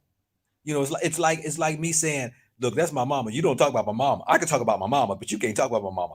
So we have to get to a place to say, in agreements with, yes, there are good and bad in everything of life. And my thing is that me sharing my perspective ain't for the South Africans. The South Africans, y'all know y'all truth. Y'all know what's going on Yeah. by your own perspective, depending on, like you said, you can only speak for the area that you're from or what they did. We can't speak of all of South Africa. We can't speak we Mm. can only speak. That's why I've met people who ain't even been to Johannesburg yet, that's living in South Africa, or been to Cape Town yet. They've only been in their city. And I've met people Mm. who has never left the country. And so my thing is that why not use a great opportunity to hear from people in these small pockets or small towns or small cities or big cities or whatever, and let them share their perspective so people can at least draw their own opinion of what they want to perceive when they come visit or know or be educated in of a country that I'm showing. That is it. That in a nutshell. Believe me, Yeah. I've said this before. I have not met one mean African. I haven't met one like mean African. We're talking about majority of the whole. The majority, Mm. 99.9% of my encounters have been beautiful, loving people in the continent.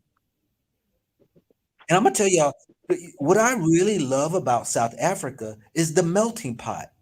I almost cried. My wife over here shaking her head. Yeah, I almost cried last night at dinner because we were at a dinner date and they had places called Gold Restaurant in Cape Town. Oh yeah, yeah, yeah. Gold restaurant. Yeah. Yeah, and so they do they do the singing and they do the dancing and they do all this, and we got to meet some of the people, and they're from Congo and Cameroon and Tanzania, and they give you the taste of Africa. They got foods from all these different African countries, and when I saw how tight and together they were as a family unit, it touched me, man. And I'm like, this Mm. is how we're supposed to be. This is how we should Yeah. be as a people, accepting that each one may have their different cultures, their different belief systems, their different ways. Can we at least get along? Can we not at least share and show we are together as one? But see, people get Yeah. mad. People get mad when it's like, oh, you talked bad about my country. Okay, would you disagree with what I said? Well, I can say it, but you can't say it. Like, come on. Okay, What have but I you know what it said? is also, if What? you don't mind me interjecting, right? Go ahead. So it's like this. It's like we know the media. When it comes to reporting African American stories, they never show anything good, right? They will show you. We even know the names of the ghettos there. They will show you like Compton, Los Angeles, and all of that, right? Anything that happens to black people is gang related violence, right? And then let's say now I start traveling and I get to the US. Um, when I get to Compton, I don't even interview the people who can comprehend what is happening in the area, but I'm talking to the people who cannot comprehend and are first generation in that area. Maybe they migrated from like Jamaica, right? So they only have a single lifetime of comprehension for this area. So what the story that they're going to give me is going to be the story that the media is already portraying. oh, look at these African Americans shooting each other while we are going to college and becoming engineers in this country that was built on African American slavery, right? It's not a fair point of view because you are not getting the story from um, the people who understand what is going on within said area. You know what I'm Yeah, saying? So of course the African Americans that are in that particular area are going to be offended not only by um, this person who does not have a long legacy um, in this particular area, but they're also going to be offended by the fact that I took the camera, I had the opportunity to show parts of Black American culture that are thriving, but then I chose to go to the area that the media is showing, you know. And I'm not saying that is your intention. However, what tends to happen is that when you take your camera and you do that, the story sometimes ends up running in parallel to what the media has been saying for the past 20 years and right. more, you know? I get you. I'm gonna have to release the Yeah. mic. I got somebody behind the scenes. Jays. If you want to come in, you got to show your face. Anybody else who wants to be on the link, show your face. All It's right. nice I talking to you. appreciated talking to you, brother. You too. But I'm gonna say this right here about what he's saying. He's absolutely right. But here's the kicker right here. Because you look at my videos, I don't intend to go nowhere to try to point out anything negative. I typically do interviews and I talk to people, whether they are locals, whether they are those who are visiting, whether they're those who live there from other countries, wherever. I try to get a full round. Now, Seabolt, this is what she says. Why are you preaching your nonsense about South Africa? We don't need you. See, she just came in to this conversation and haven't even seen or heard none of my videos. What nonsense am I talking about? When I am I'm having interviews with local people who are South Africans and also those who live here. Don't you want to hear from people who also moved here and lived here? Won't you want to get perspective from everybody? There's people who've been here 10, 15 years I've been talking to that ain't from here. They got something to say too. There's always other sides to the story. Why? Because let's look at it. What is your experience with other people? If you go to America, you're going to have a opinion about America. You're going to have an opinion about America. Now, how many videos have I done dogging damn Erica? That's right. Put a D in front of America, capitalize the E, damn Erica. How many times y'all see me? I give a damn Erica a whole hard time than anywhere else. I don't give places hard times in Africa. What I do is share information. I don't go walking up and please show me where have I been in a bad area in South Africa that I've shown. Please show me a video that I've talked negative about South Africa, about they doing this, they doing that. No, I'm sharing a story of what those people are doing. And so Bo, please call in. Here's the link. Are you going to be woman enough to call in and share why you feel the what you feel? The link is in the chat. Or are you going to hide behind the scenes? You might be just a bot or whatever, or you might be someone else, whatever, portraying to be with black hands sitting there with a picture just to stir up stuff.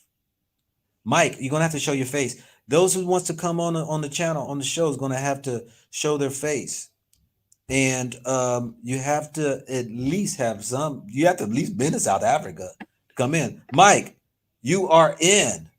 What's happening?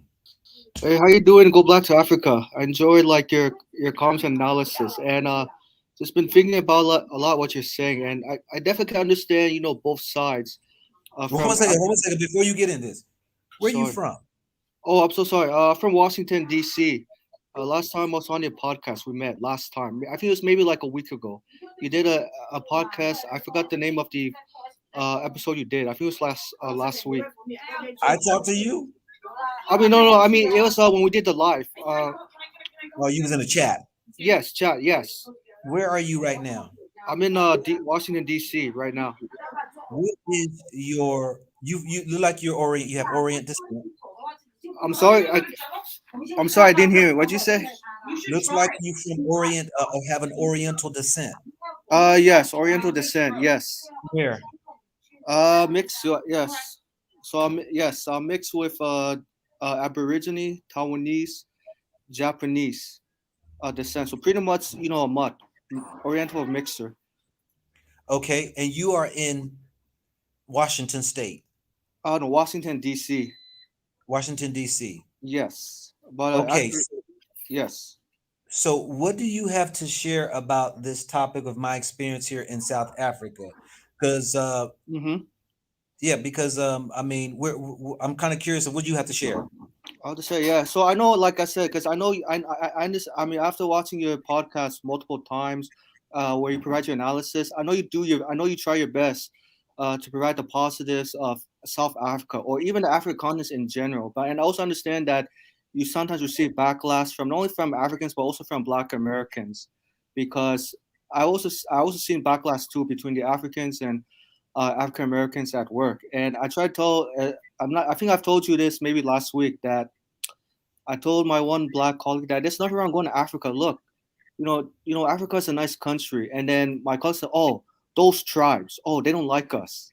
At first, I didn't understand what he mean, like the tribes, and now I do. Like in Nigeria, like the Yoruba and other tribes. Well, let me And ask you this right here. sure, go ahead, ask me. Uh, You said you got some Japanese in you. Yes. Are you affiliated with the Japanese Chinese community? No, I'm not, but I do know the Asian communities, pretty well. It's a very tight knit. Okay, it's a tight knit. Yes. We probably I will definitely agree that there are more of a community that you find more Asians that live there and all that right there. But let Yes. me just say this right here, Mike. I Sure. mean, I appreciate what you say and all that there. My thing is this right here is that for most part, Uh-huh. people people today, I don't care what color you are, Right. you know, take offense when it comes to those things that we hold near and dear to our hearts. And Mm-hmm. I don't mind. I mean, this is your man, not your boy. Right. I can take the hard times and the people who's come at me and all that right there. So I get it. That sometimes we take offense when somebody is hitting a place that's called home and they have mentioned something that maybe they see differently. Right. But I have to pass the mic because I'm trying to keep it to the South Africans and all that. Yes. Mike, I appreciate you coming in. Yes. Yeah. So sorry. Sorry to join in. Sorry. Let me. No need to apologize. All right, now, Okay. talk to you later. All right, so let's pass the mic over to Kagiso. Kagiso, is it? Yes, What's up, brother? How you doing? Where you calling from? Moai, thank you. Thank you. Got my name right. I'm calling from Soweto, Okay. the township. So what do you add tonight? No, go ahead. Sorry. I said, what do you have to add tonight? What'd you call in for? Add. Okay. I've been looking at your videos. I've been following you since you came to South Africa. Prior to that, I wasn't like a strong follower. And I'll be very honest, my brother. When I listen to the type of questioning that you have for South Africans, I don't want to lie. You come across as ignorant. And I'll tell you why. I'll make an example about the lady who called in. I think you were here for a few days, and then you did a streaming. A few guys called in. You had your opinions about the stuff that you found very, disturbing. The incident about the racism and so on. And what happened is, particularly the lady at the end of the video or the streaming that you did, I don't want to lie, that lady summed up everything so well. And I find that today you are raising the same questions and the same curiosities, and that's where we get frustrated that this guy just doesn't get it. And why do I say that? We explain things to you, but you never concede. You never say, you know what, this, I really understand what Kagiso was saying. I really understand why South African chose to be in this position and to take things slowly when they try and, you know, fight the land issue, fight the racism issue. I'll just touch on the racism, for example. You know that incident you had where the one guy was insulted racially a few years ago, racially. I think he was called a monkey or something to that effect. Please correct me. You said there was an incident Oh yeah, where yeah, yeah, black men, yes, we together, right? Okay, yeah. so I want to make an example about that. I feel very uncomfortable the fact that you didn't do enough research when it comes to these issues because they're kind of uncomfortable for us, you know, because we've been through a lot. So you being a black brother, I would expect that you at least know that we've been through those fights before. Here's an example. A white lady in Durban, one day she threw a tantrum. Unfortunately for her, the video, the cops who had to come in when she was throwing a Karen, basically she got mugged. The cops came, she called the cops. While she was on the phone calling the cops, she was rude, she was racist. The cops came, black cops were there. She refused to get assistance from the black cops. She insulted the black cops. She called them names. The K word, which is equal to, what do you have in America again? Nigger. The derogatory name, no word. She did it so many times, they tried to calm her down and she said she's not speaking to a black man, she'd rather have a white person or an Indian. An Indian guy came, blah, blah, blah. Fast forward. The lady, she was charged. It was on national TV. It was a big issue.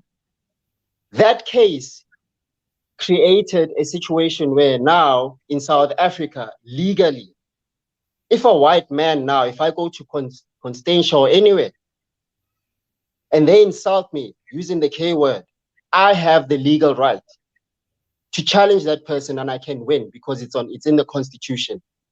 This is a progressive country. There's just so much information that you need to go and research, my brother. There's so many toes that you step. Let me say this, Giso. Let me say this right here. You're absolutely right. I am ignorant. When you go into a place that you are unfamiliar with and you're just visiting. I'm a visitor. I only have time to go tour around, look around, what have you. I have conversations and I share my experience. That's what I do. I share my experience. I do not call on people on my channel and portray them to be professionals. I don't give them titles. When the people I talk to, I say, this is an Uber driver. This guy right here, I talked to a couple. This person I talked to at a restaurant. This person right here. These people I would not dare say they are professional. These are what people in their own individual take or their experience are sharing. You know, I am not this so-called journalist that comes through and trying to create political rifts and, dissensions and divisions. Not at all. My thing is this right here. My channel is for the average, whether you want to call it African of descendants of slaves or the diaspora that are looking to come back to Africa, not to the people who's already in Africa. This is to give people just a taste. I always say this. This is just a taste. You got to do your own research. People always ask me all the No, time sir, about. no. You need to do your own research. No. No, listen what I'm saying. Listen what I'm saying. Research never ends. I've watched many people from the same, when I do these channels like this, I have people send me emails at the yin yang. That I guarantee you there's going to be people who's going to be talking about you and send an email. This guy, Kagiso, he does not know what he's talking about. He's too young. See, back here then when Yeah, I'm 36, my brother. I'm not young. you're young, 36 years old, man, you're young. I'm 20 years older than you. So my thing is that, Oh, my bad. My bad. Sorry. well, you are young. You're 20 years younger Yeah, than me. thank you. Thank you. No, my bad. My bad. I didn't say you were immature No, or I anything. take it. I You're take it right. from you. Yeah. Sure. Yeah. Yes. Sure. Sure. Yeah. What I'm saying though, this is what I'm Yeah. saying. People are taking things to heart. And my thing is that my channel is giving people just a taste of my travels, my conversations. Now, yes, am I surprised to see there is a caste system that's in place that some people consider and will put themselves in? I'm shocked at that. Does everybody? No. And I say that time and time again. And when I'm questioning people, then people are like, or when I interview people, they're like, oh, he's illegal. How do you know he's illegal? Why would you say he's illegal? People have all these assumptions. People have all of these thoughts like, No, oh, I think you're not getting it, my brother. well, whether you think I'm getting it or not, I don't think you're getting me. And getting me is that I'm giving people my experience in my travels. And I have an Okay. opinion. And we need to Sure. get to Sure. a Yeah. point to Which agree. you have a right to. Yeah. Thank you. Which you have a Everybody right has to. a Yeah. right to their opinion. Sure. And guess what? The Mm. opinions don't make it right or wrong. It's just a person's perception. In their head, it's the way they see it. In your head, is the way you see it. I'm not on national TV sitting up here, you know, bringing up professionals and having talk shows and stuff like that. I'm talking to the common man. And most people I'm talking to are those who are not on the high scale of living, but those who are the grinders, who are the worker bees. Those are the ones that I typically stay around. Those are the ones who I give my money to, those restaurants and those places. Those are the places that I mostly frequent. And most of Okay. y'all, Can I? Okay. what was it? Th- And th- most of the people out, there's only 1% who don't like what I say anyway. 90% of people, not a lot. they Yeah. always do what I say. But Yeah. I say to those people who disagree with me, how many times have you went to your local or orphanage and helped out? How much of your little money that you make or big money I that do a lot, but I wouldn't I wouldn't say Kagiso is part of the community by going to the orphanage and playing a part. In the community, I'm doing a lot. I am, okay, but okay, okay. but it I doesn't have to be about orphanage, and so we do a lot for our community.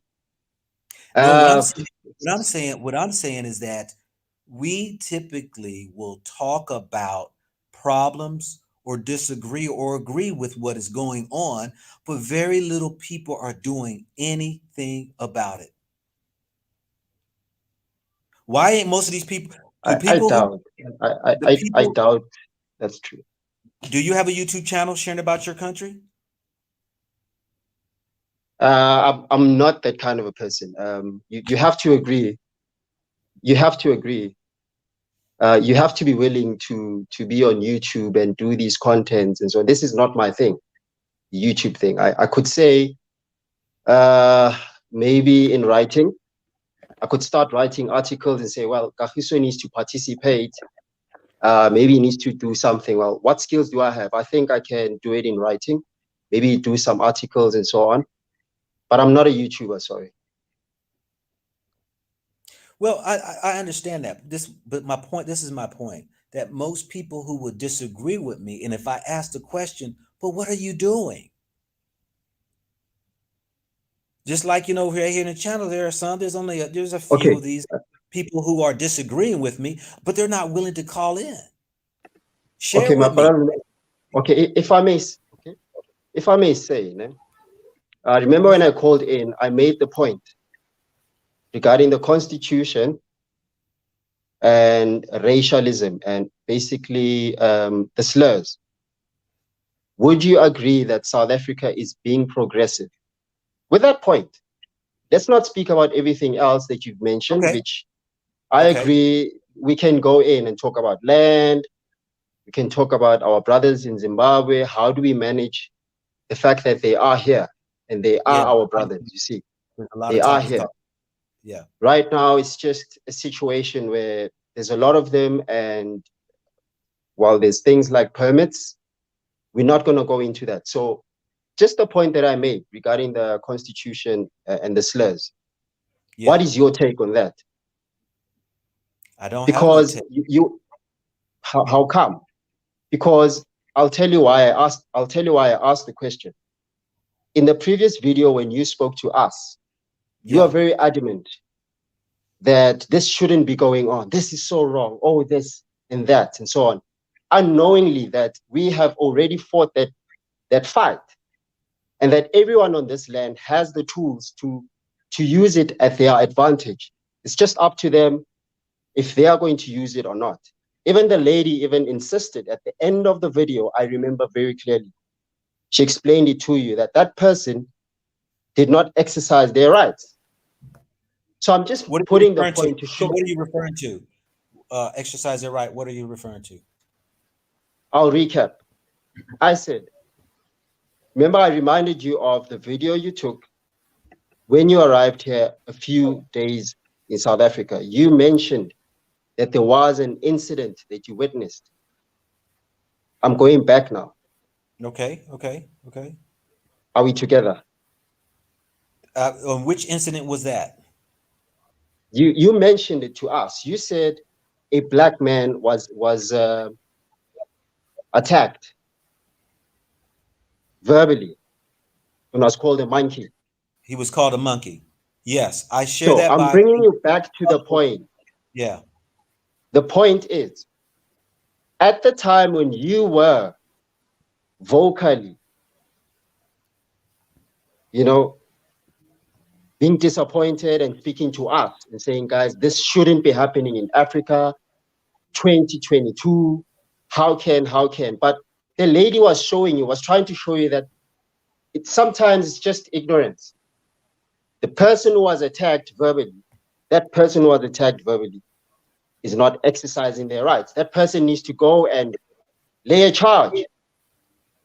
So I'm trying to show you that at times you are the one that's stepping on toes, and sometimes at least acknowledge that, okay, I've just learned something from you guys.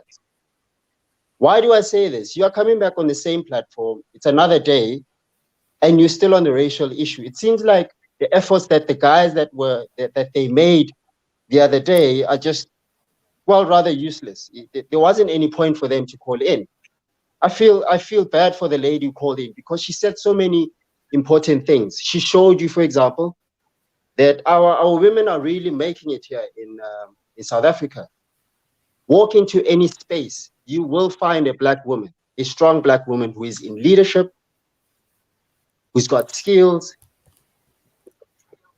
etc., etc. So for us, it's kind of insulting to say, well, fine, we appreciate the platform where we can talk about this, have dialogue. But you, my brother, concede a bit, at least acknowledge where we are doing okay. We don't own the whole land. We don't own the economy, but we are a progressive society, which is what the lady was stressing. And you didn't acknowledge that. That's kind of disheartening. Coming from another brother. Look, my first video I did in Johannesburg when I first landed ground was from the brother who's from South Africa, and he was sharing that he wouldn't dare be up in America because of certain things. And I showed it. Excuse me? I feel like you're not getting me. I'm saying, oh, brother, well, hey, okay, I can say, we can just say we don't. It's okay.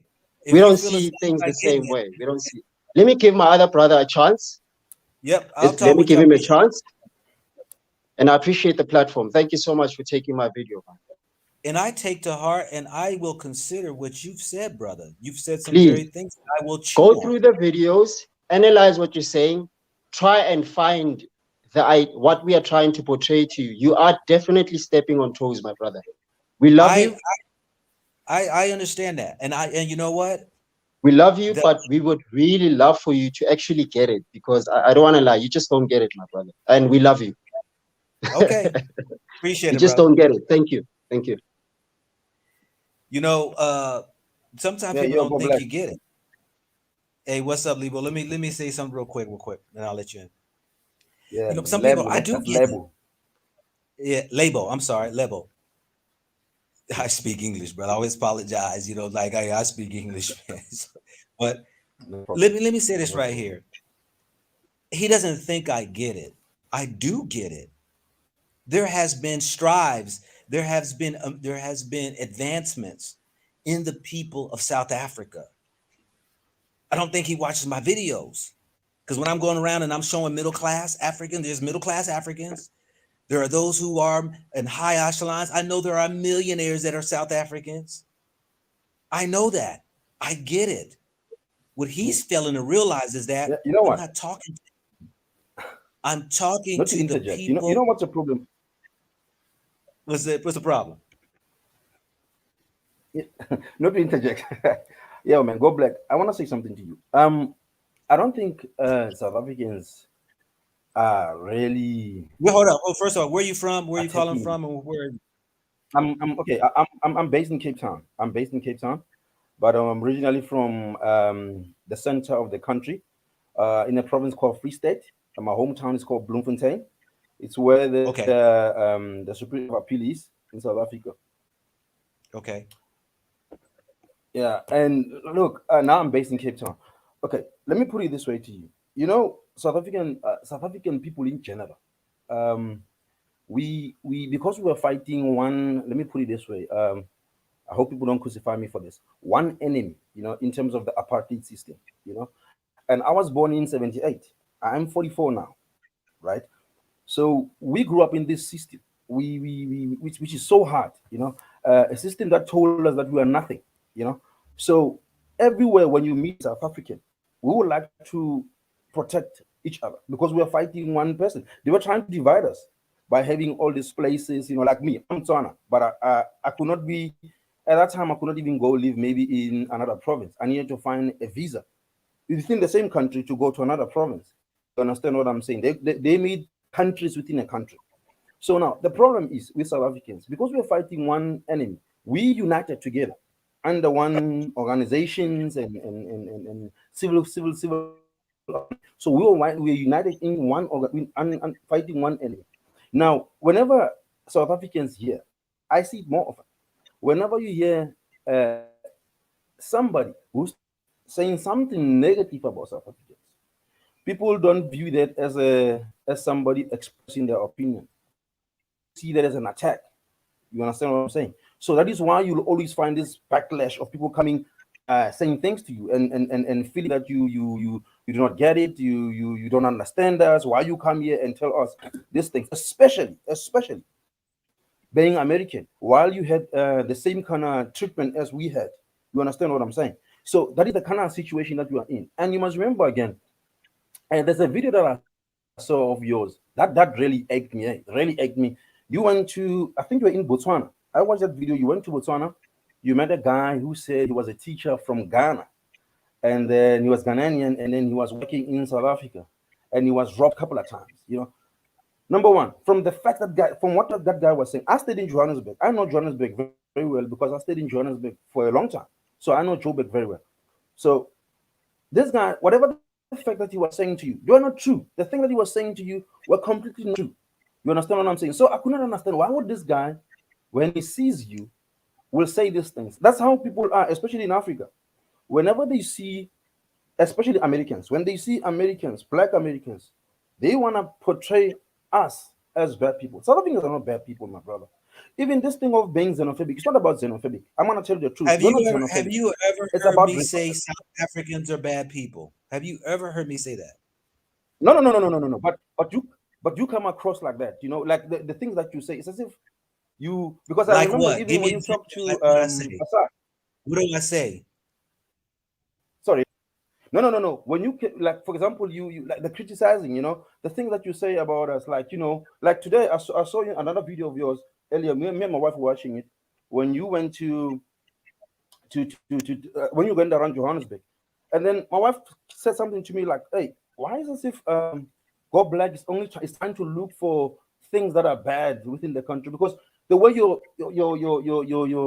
capturing the pictures or taking the pictures or your video, that's like you're looking for something that is not even there. You understand what I'm saying? So I said to him, but no, but When how is was it I? possible? He says, no, but look, it's only for something that is happening somewhere. You understand what I'm saying? And I'm not not taking you. Are you My talking fellow about citizens, when I I'm not was on the taking you. bus? I'm just putting the facts Are on you the table. are Yes, you on the talking bus. about when I Yes, was yes. on the bus? Yes, when you're on the red bus, the I yes. have no control. Look. Why is it like now? Here's the thing: what you just said. Your wife had made mention why it seems Yes, like I am trying to point out the negative. I am on a bus yes. tour Mm, that's in your country, mm. and No, no, I I agree with you. decided to do a live Mm-hmm, video I try to capture from the beginning to the end. Where am I trying to show the mm-hmm. negative? The bus only goes where the bus goes. I didn't even know where the bus was going to take us. So why is that my fault?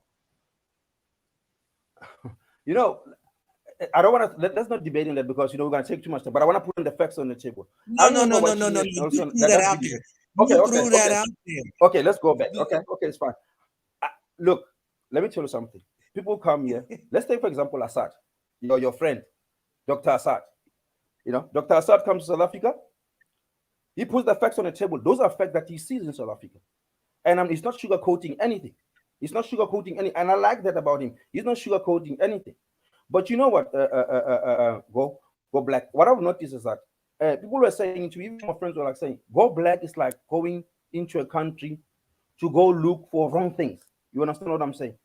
I live in South Africa. Some of the places that you go to, I will never go to, not because I want to go there, but why am I going there? You understand? And Like I'm not where? saying you should not. Like I'm not where? saying you Where should did not I go go. on that you wouldn't go to? No. I'm talking about the videos in general. If you look at let's forget about South Africa in general. Let's talk about South Africa in general. I'm talking No, about you Africa in keep no, general. no, What you brother. You can't do well, in that, the videos man. that I No, watch no, of you. no.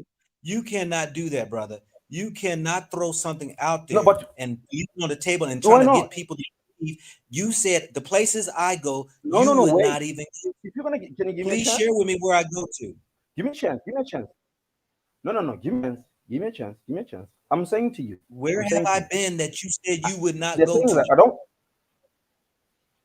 Okay. Wait a minute. Like for example, if you go to Johannesburg, Central Johannesburg, some of the places I won't go there. Some of the people I know they won't know. Even some of the you interact with, some of them will not even go there to some of those places. And number two, I while was we still on at that, a tour while we still at bus. talking about the places that we Listen, brother. Listen, brother. agree with you. I was on a tour bus that's in your Mm-hmm. country, in your city, that I went to go Mm-hmm. show the people wherever this tour bus was taken. This is part of Johannesburg. Mm-hmm. What is wrong with that? Exactly. But See, your problem. your No, videos, no, no, I'm no, no, telling you, no. my Hold up now, problem is brother. yes. Brother, hold up. Okay. Let me speak. Okay, this is my Mm-hmm. show. Let me I'm speak. listening. I'm listening. Your problem is I'm a guest. Yes. Your problem is you want me to show what you want me to show. I'm not going to do that. Told you my No. channel is to share No. where I go to people so people can see the taste of the places that I go. I'm on a tour bus you're talking about. I wouldn't even I go agree. there. I wouldn't go down there. That's the tour bus took us down there. Yes. No. So what? But okay. Okay. I agree with you. No, wait, what up? What up? I agree with you. I agree with what you're saying. You show what you want to show, but what you want to show, it's putting us in the backlight. It's as if, even the comment. Let's take this one for example. What I'm still thinking about it. The guy that you had, I don't know if he's an Uber driver or you say tour guide that took you to an apartheid museum. The guy who took you to apartheid museum, you're sitting with him in a car. I don't know if it was a tour guide or what was he? He drove us The to the guy who different took you to the spots. apartheid museum. Do you remember that guy? Yeah, he took Yes, us there to was a different guy who took spots. you to apartheid museum. Yes, you're sitting with him in a car there. I remember you turned your video to show the apartheid museum there. Where you're sitting with him in a car. He said something very Yes. interesting as well. That's why I say to you, he said to you, black people now that I think something like to the effect that when you went with them, when you start growing up with people and then they go to university and then they get a job and then you're eating something like I think he's talking about cabbage and food and stuff like that. And then when the people are moving to Santins and all those places, they don't look at you the same. That is crap. There's nothing like that. There is nothing like that. And those are the kind of things that people in South Africa don't like. You go and meet Label. somebody who comes and talk But crap. label. Let You know me what I'm ask you saying? this I right felt here, man. aged about that one as well. I'm like, no, man. let me, but label, hold up now. But hold up now, hold up, brother, hold up. Look, listen what you're saying. I am interviewing Hmm. people. I don't go find and just select people. These are people. This is the guy that was taking us from place to place. We started talking. He started sharing. Now, why are you upset? Because of his opinion and what he believes, and then you portray it like But it's those my opinions fault are the because truth. I am interviewing a guy that doesn't know what he's talking about. But you know what? Then you know what happens, like, because now you take that opinion of yours, you put it on YouTube. People outside they see us like that. It's not like that. It is not like that. You get what I'm saying? Okay, Look, let me make a are particular you gonna example. take, you gonna Let me take me make a around? particular You want to example. take me around? You want to take me around? You Sorry, want? I'm gonna interview you. You gonna take me out for a day, you and can come I'm straight gonna out. interview you, and I'm gonna guarantee you, I'm gonna have emails flooded of people saying he was wrong in what he said, and he didn't take you to the right places. I have this all the every time I interview locals. There's always other locals who flood my emails saying you interviewed the wrong guy. Look, I listen. I agree with people have got their opinions, but then there's certain opinions that are not reality. Even if okay, opinion is opinion, it's not a reality, but an opinion that it must be based on facts. That's what I'm saying. It must be an opinion that's based on And facts. what's You can't that? come and say to people, no, you can't. Listen, I can't go to say now to you. If I go tomorrow to the United States and then I meet any Tom, Dick, and Harry on the street and he says this is how America is, and then I go take that and show it to my South African people and say, look, this is how Americans live. That's a lie. Americans are not like that, you know. But So it's the if it's a same thing as you mature know what. if it's a mature person watching the Mm-hmm, videos, they would say mm-hmm. that's how some Americans live. But see, because but y'all can't some of the people out here cannot get through their head that this is just people's opinions. Who to say that they gotta speak for all? You can't speak for all South Africans. I can't. You I can't can't. speak for South Africans. I can't. You can't speak for all of Africa. This is just a sample of how one person's view But is. same as you, It's a black. Same as you, black. You can't speak for Africans. You can't speak for all I'm Africans. not More speaking so, for you're coming from African. America. You can't. But you are. You are. Those videos are I'm not- speaking for Africans. Even though you are doing the interviews. You see. Let me tell you something. You know what's happening in South I Africa? We have a appreciate problem you, with man. I our. appreciate you. I appreciate you because you man enough to come at me. You man enough to have this Okay, conversation but with look, me. Go ahead. when Go are we gonna ahead. have another? When are we gonna have another? When are we gonna have another chat? Another chart. Yeah, another chat again. Another conversation. A live chat. When are you gonna have a live chat again? Hey man, I want to interview you. I want you to take me around and I'm going to show you how many of your brothers and sisters are going to disagree with what you say. And then you're going to get my point. And then what's his name? He's going to get it because of the fact that y'all Yeah, think y'all listen. have in your mind that I select people to come on to say what they say. I No, have no control of what this they is not an say. attack, bro. This is not an attack taking you. I'm saying we're not attacking you. We're saying that you know what that's how we feel. It's an opinion, like you say. That is our opinion. This is our Yeah. opinion, and we're not attacking you. We love you, bro. And like I said, me and my wife watch Assad all the time. We watch you all the time. But then when we feel, even Assad sometimes said something, and then I sent him a mail. I said, no, no, no, there you are wrong. You understand? Because I could not get on the live chat. So you need to understand something. It's not about us attacking you. And you must remember, we are Africans. All of us are Africans. Even you. Even when you're based in America, in the diaspora, you're an African. And then we're going to have difference of opinion about things. And it's about us coming together and looking at those opinions and ironing out things and say, but this is not right, this is right. You understand? I don't say I know everything. I don't know everything. You don't know everything.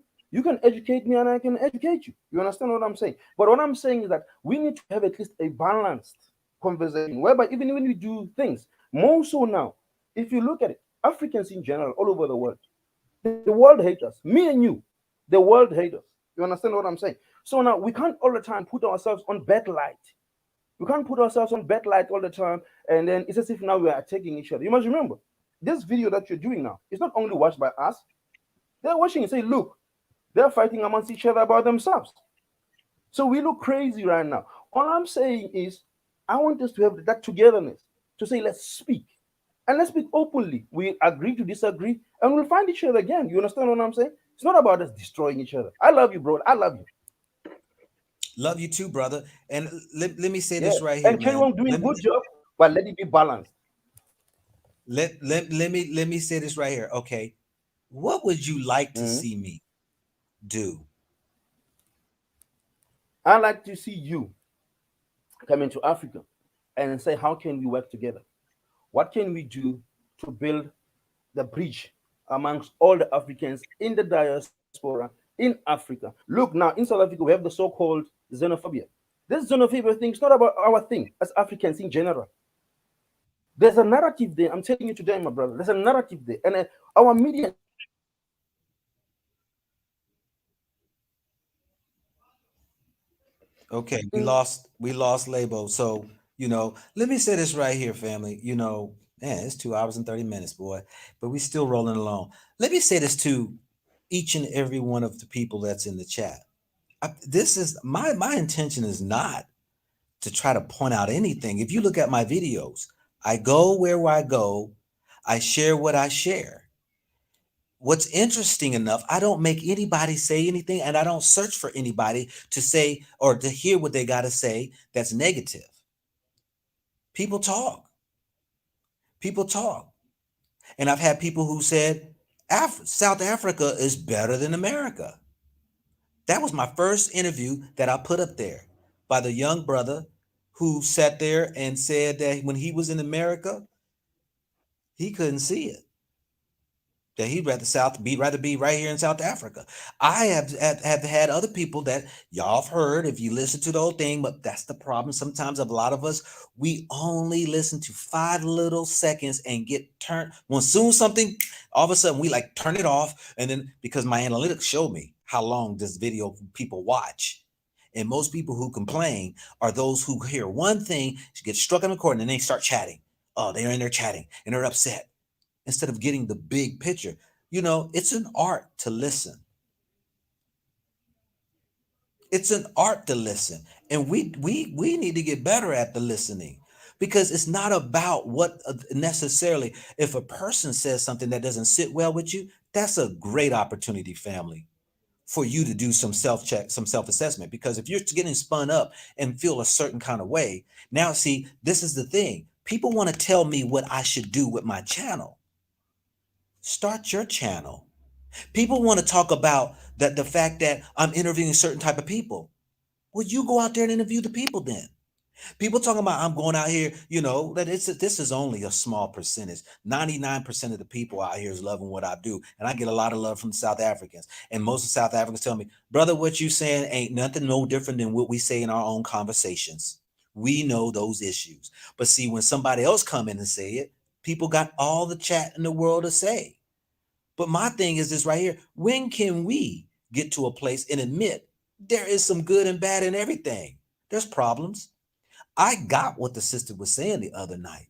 Yes, South Africa has made strides from what she says. The women are way advanced than where they were years ago. And the brother was saying that things are better today than what they were then. But you see, as everybody wants to tell me, South Africa is only 28 years young in its independence. And guess what? In America, we got 100 and some years more than you. And guess what? Black folks in America are starting to wake up to realize when we kept saying after all these hundreds of years that things are better, we realize it's really not. It's really not. So maybe you can learn from all the other African countries in the continent. Maybe you can learn from a country that everybody's trying to be like. These countries, look, democracy governments are all stemming from the West. And people are looking at the facts as far as the advancement, as far as they're making money. They're making money. Oh, we're middle class. Women are doing better than what they have doing before, ever done before. But a lot of people are missing the point of is that really better? So my channel, because It's for those who's in the diaspora. When I go around traveling Africa, as I said before, I'm going to share the good, the bad, and the indifferent. And I got thousands of people who thanks me for the job I do. And I get thousands and tens of thousands of email that people say, thank you for, because you show all sides. I have now more information. And when they hit the ground, they don't have a culture shock. They're not surprised. They're not caught into the thing of believing that everything is all good or everything is all bad. No, it's giving a people a taste of what is, and then they got to do their homework. Like our young brother said before, that I'm ignorant. See, I can agree without getting offended. I am ignorant of some things. You think I understand what's going on in South Africa? How am I going to find out what's going on in South Africa? If people say, you're in South Africa, you'll show some videos. What is it like there? What's the housing like? What's the people like? What's this like? The only way I can do that is talk to people. Now, y'all getting upset because of what the people are saying. Now you want to sit here and everything I hear, he don't know what he's talking about if he's South African. Oh, this person here is from this other country. He's illegal. Now, how you going to say he's illegal? See, this is a no-win situation with some of y'all. Y'all just want y'all way. Y'all just want to go ahead and have your way. But I advise you, start your channel. Promote your country then. Why don't you do it? But see, when I say that to people, I hear all of the excuses why you can't do it. I'm not a camera person. I'm shy. I hear all of these excuses. But if you're so proud of your country and you want everybody to know the advancements and all what's doing, my email is goblack2africa@gmail.com.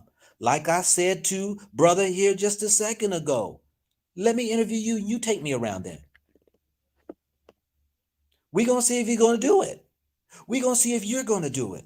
You want to show off your country? Since I got it wrong and I'm interviewing the wrong people, okay, since you're the great one, got all the knowledge, you got all the history, you got all the facts, then please, let's show the world what your country is about.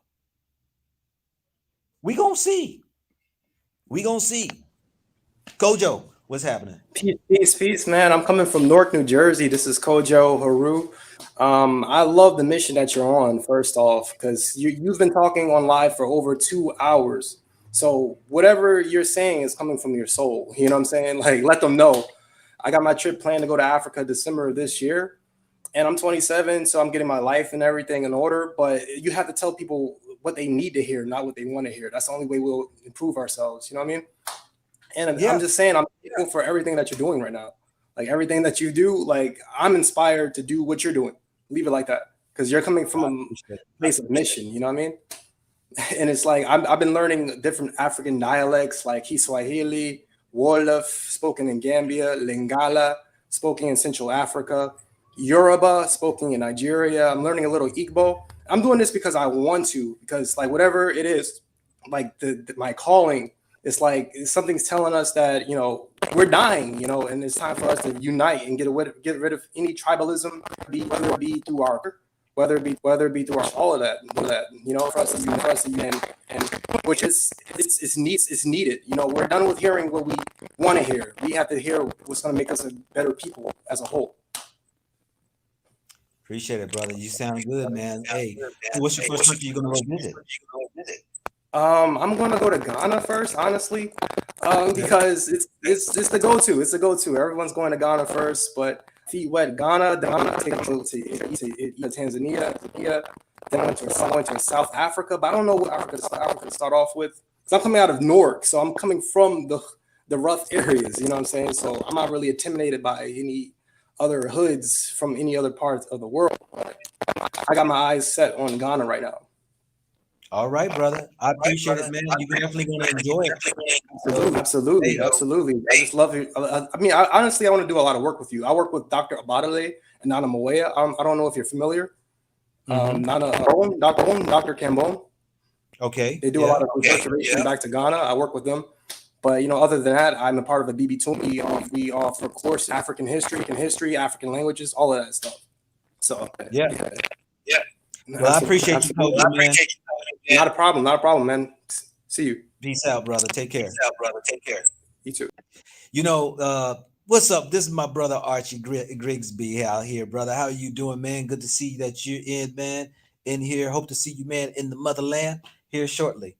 Thank you for your heart of giving there. Appreciate it. Yes. You say keep rocking, brother. You can never please everybody. That's true. You see, if I came into South Africa, see what I should have did is go ahead and just show the highlights of everything, the blank. Like this is probably what people want to see. To me, you're not showing maybe this or that. Then I'm going to get complaints from those who say, why are you showing upper class, and why are you just making South Africa appear to be all about the skyscrapers, the expensive hotels you're staying in, and the 5-star restaurants you're eating in, and all that right there? You're not talking to the locals. You're not only talking to the people up there. See, if I go ahead and talk to people with the $1 million and talk to the politicians, see, then all of a sudden then it's going to be like, oh, I'm slanted on that.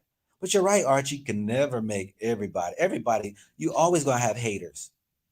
Hey, Christ had haters. God has haters. There's always going to be haters. Appreciate you, bro. But anyway, family, let me say this right here. You know, as Kojo was hitting on, my mission, is to show Africa. Like I said, good, bad, or indifferent. And you know what?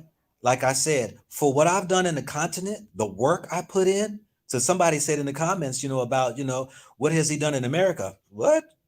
Really? See, you don't know my story. Do you know how many African countries are calling me and want me to come back to help them again? Do you know that? Do you know how many programs out here that they want me to be affiliated with? Do you know how many of these NGOs and these other systems want to be on my platform so that they can get airtime?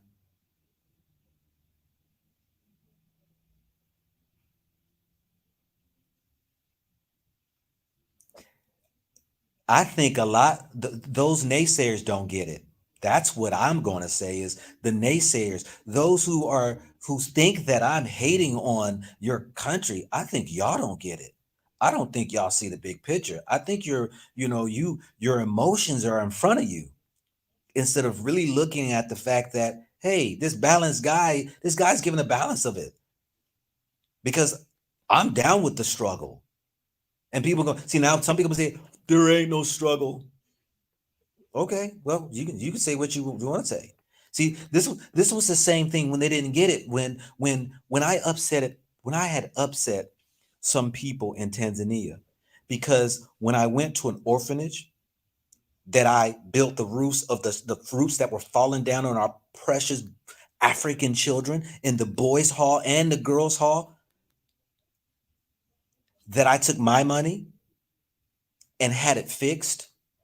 I saw a picture of 2 white children on the wall reading a book. And I asked the director, I said, and I got the video, go look at my thing. I asked the director, how does this happen right here? There are beautiful Black children in a Black orphanage, African orphanage, are looking up on a wall at 2 white children reading. Why is this not African children reading a book? And guess what? There were those who got upset because I had got an artist, I hired a local artist, he got paid to paint the children African. Now, how in the world would anybody who's African would get upset? Or African American, because there was some African American reached out, told me, he said, I'm making the block hot. People are upset because of what I did. This is the idiotic problems we have today. This is the problems we have today, that we are so emotionally bruised that when you have these Europeans come into your countries and they shame it, none of y'all go on their channel and scold them of the problems they have coming through here, making millions off of Africans and not even helping. See, when the white YouTubers come and talk and go into y'all's dirty places in y'all's countries, y'all say nothing. And I've had to get on some Africans when I'm videotaping, and I'm when I was in Kenya, bought a carload of food for the children in the school in Kabir slums. And the taxi, these guys are on motorcycles.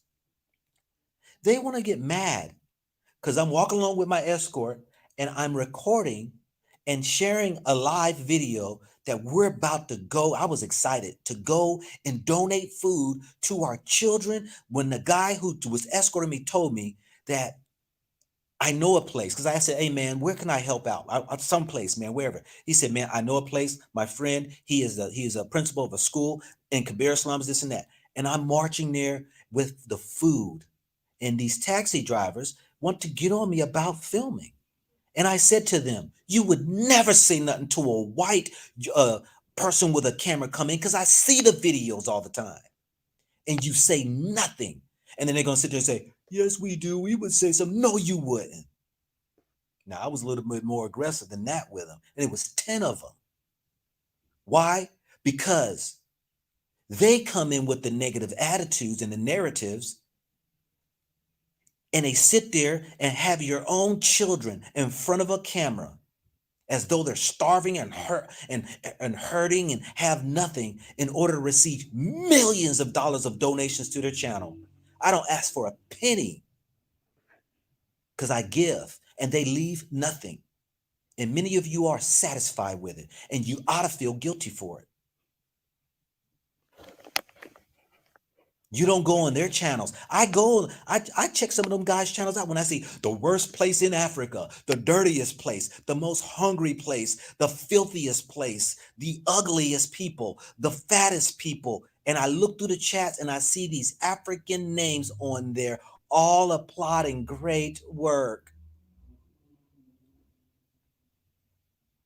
But when I go to a church like in Ghana and I educate the people about white Jesus everywhere, because most of them ain't never left and don't even know the truth. Why you want to go and mention about the white Jesus? You're just trying to stir up things. No, it's because of the ignorance. If anybody was going to be ignorant, I can't sit back and just allow people just to be ignorant. If you're satisfied where you are and you want to continue on that road, that's you. But there are those that I know want truth. And I'm going to share truth. And many of y'all don't want truth because you're comfortable. And when I say, don't be satisfied with better, well, it's better than, do you know the problem of slavery in America? How many people would tell the slaves to stay on the plantations and not go to their freedoms? The master, he's feeding us at least. He's giving us a house. He treats us real good. Masters does well by us. It's gotten better. He only beats us twice. He don't beats us 50 times no more. This is the ignorance. So you rather settle to still get your ass whipped and call it better. This is the problem we have. And then we'll go on a brother's channel or send emails and say, you wrong, but can't do it to somebody else. But then when I hear the Chinaman coming in, the Indian man, the Europeans, the Russians, the Americans, they all come in, taking out billions of dollars, trillions of dollars out of Africa, and you say nothing. Well, you don't know our struggle. We walk through that struggle, this and that. I know the struggle, family. I am not on no political agenda to try to turn or stir up anything. My channel is a little channel that I'm just letting locals speak. So people who from America specifically who are coming because we are searching for land. We are searching for land. We are bruised, battered people. We come from enough abuse. We are tired to the wits.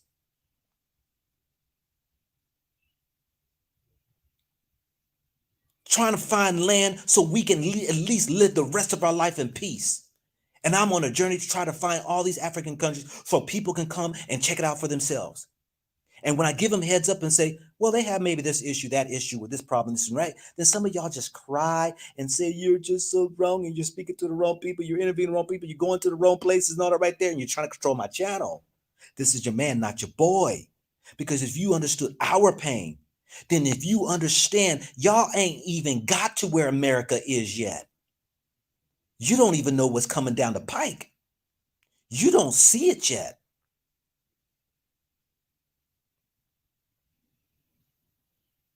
Because African Americans have reached, there's a lot of African Americans who are middle class. And a lot of them know it still ain't fair. It's still not equal. We'll never be up to par. And the wealth gap keeps getting further and further. And guess what? The situation gets harder and harder. Why? It's the system in place that we understand. But many of you all in Africa, see, you all act as though that we don't know what we're talking about. And I'm trying to bring education sometimes to brothers and sisters who wants to ask the questions like, how is it over in America? You want to go to America? Why you want to go to America, man? It's crazy in America. Oh, I just want to go because I want to make money, this and that. Well, let me educate you on some stuff that you don't see, because the narrative lies. They show America as being this great country, but you don't know the pain that we go through. You don't know what brothers and sisters killing each other over there. Black men killing black women killing black men, and then they're killing their babies and all that. You don't see that. You don't see the white police officers shooting and killing each other. Killing black folks. You don't see the judicial system that's got 70% of the black people that's in the prison system when we only make up 13% of the population. You don't see the homelessness. You don't see the drug problems. Only thing you see is money. That's all I hear when I'm in most of these countries, whether it's South America, Central America, wherever. Everybody's just worried about getting the money, but that's all they want. They want to think of their own selves and not the collective whole. Oh, I made it and all that right there to middle class. See, I made it. But guess what? I don't forget where I came from. I don't forget who's still trying to make it. And I know the system is unfair, and I will never think it's better. Never. And when I show all the love to my brothers and sisters coming into Africa, South Africans to be included, Ghanaians to be included, Tanzanians and Namibians and Botswanians and Ethiopians and Egyptians and all of these other places that I've been, it's all about the love. It's love. But there's some people who's never experienced love the right way. They've been abused all their life, and all they know is just be given handouts and crumbs by an enemy that they think that it is better. And as soon as somebody takes note of it, then all of a sudden you upset and mad because you're fearing that I might mess up your groove. When I'm only interviewing your own people. That's all I'm saying, family. We got to put our emotions aside and start thinking with a sensible mindset. Because all of us is in a disadvantage around the world. Because everybody can agree, governments are corrupt. Every person I talk to, they talk about their government. No matter what countries I go to, everybody talks about their government corrupt. But as soon as I start talking about, is there corrupt with the people or some of the people? How the system may be broke, and why are people acting and behaving the way they're behaving? As the young man said, you're stepping on people's toes. Yes. People are stepping on your heads.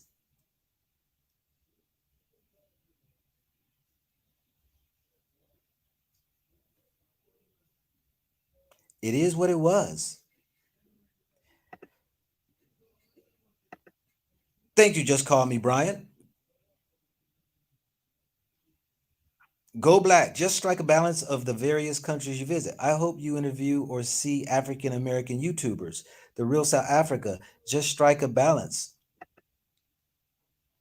What's a balance?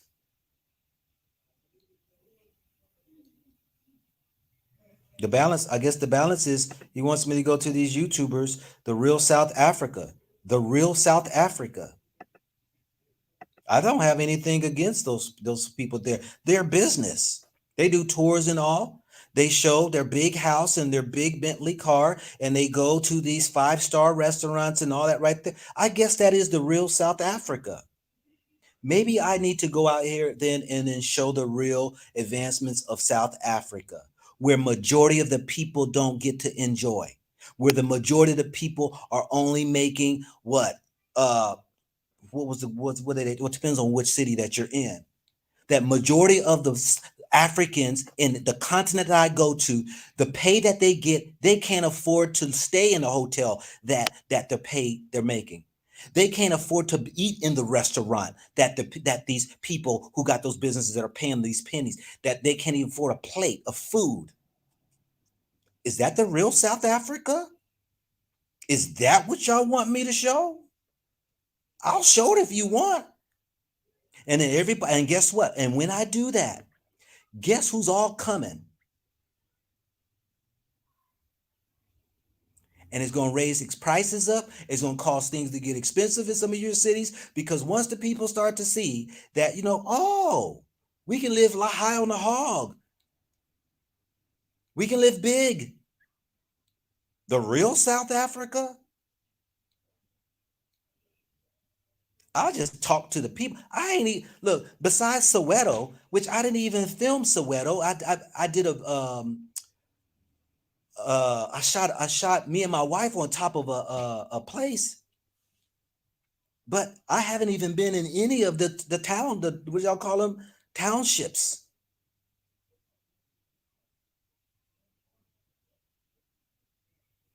The real South Africa? What's the real South Africa? Please, somebody explain to me. What is the real South Africa? The rich, the middle, and the poor. I guess that's it. That's the real South Africa. I rarely go and show rich places and expensive hotels and restaurants. I rarely show that. Why? Because I know most of our brothers and sisters from America got little money to spend and they can't afford it. And if they do, and with some of those who do come with the little money they have, they expend it on and they go back to America because they're broke again.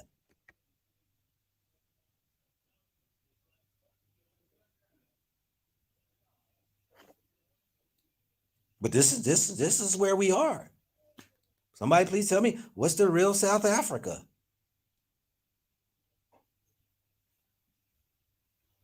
To me, the real South Africa, if you want to talk about balance, there's people who talk about the good that's going on in South Africa. There's people who really, when it's in conversation, people talk about the good and the bad. And, there's some that might talk just about the bad, and there's some that might just talk about the good. It just depends on the individual. Do they represent all of South Africa? Nope. But some people feel as though that it should be. That's why I said, if you want to show your real South Africa, please go back to africa@gmail.com. Send me a message, and then we can go ahead and set it up to go show where it is that's the real South Africa. With that, family, this is your man, not your boy. Go black to Africa. Peace out.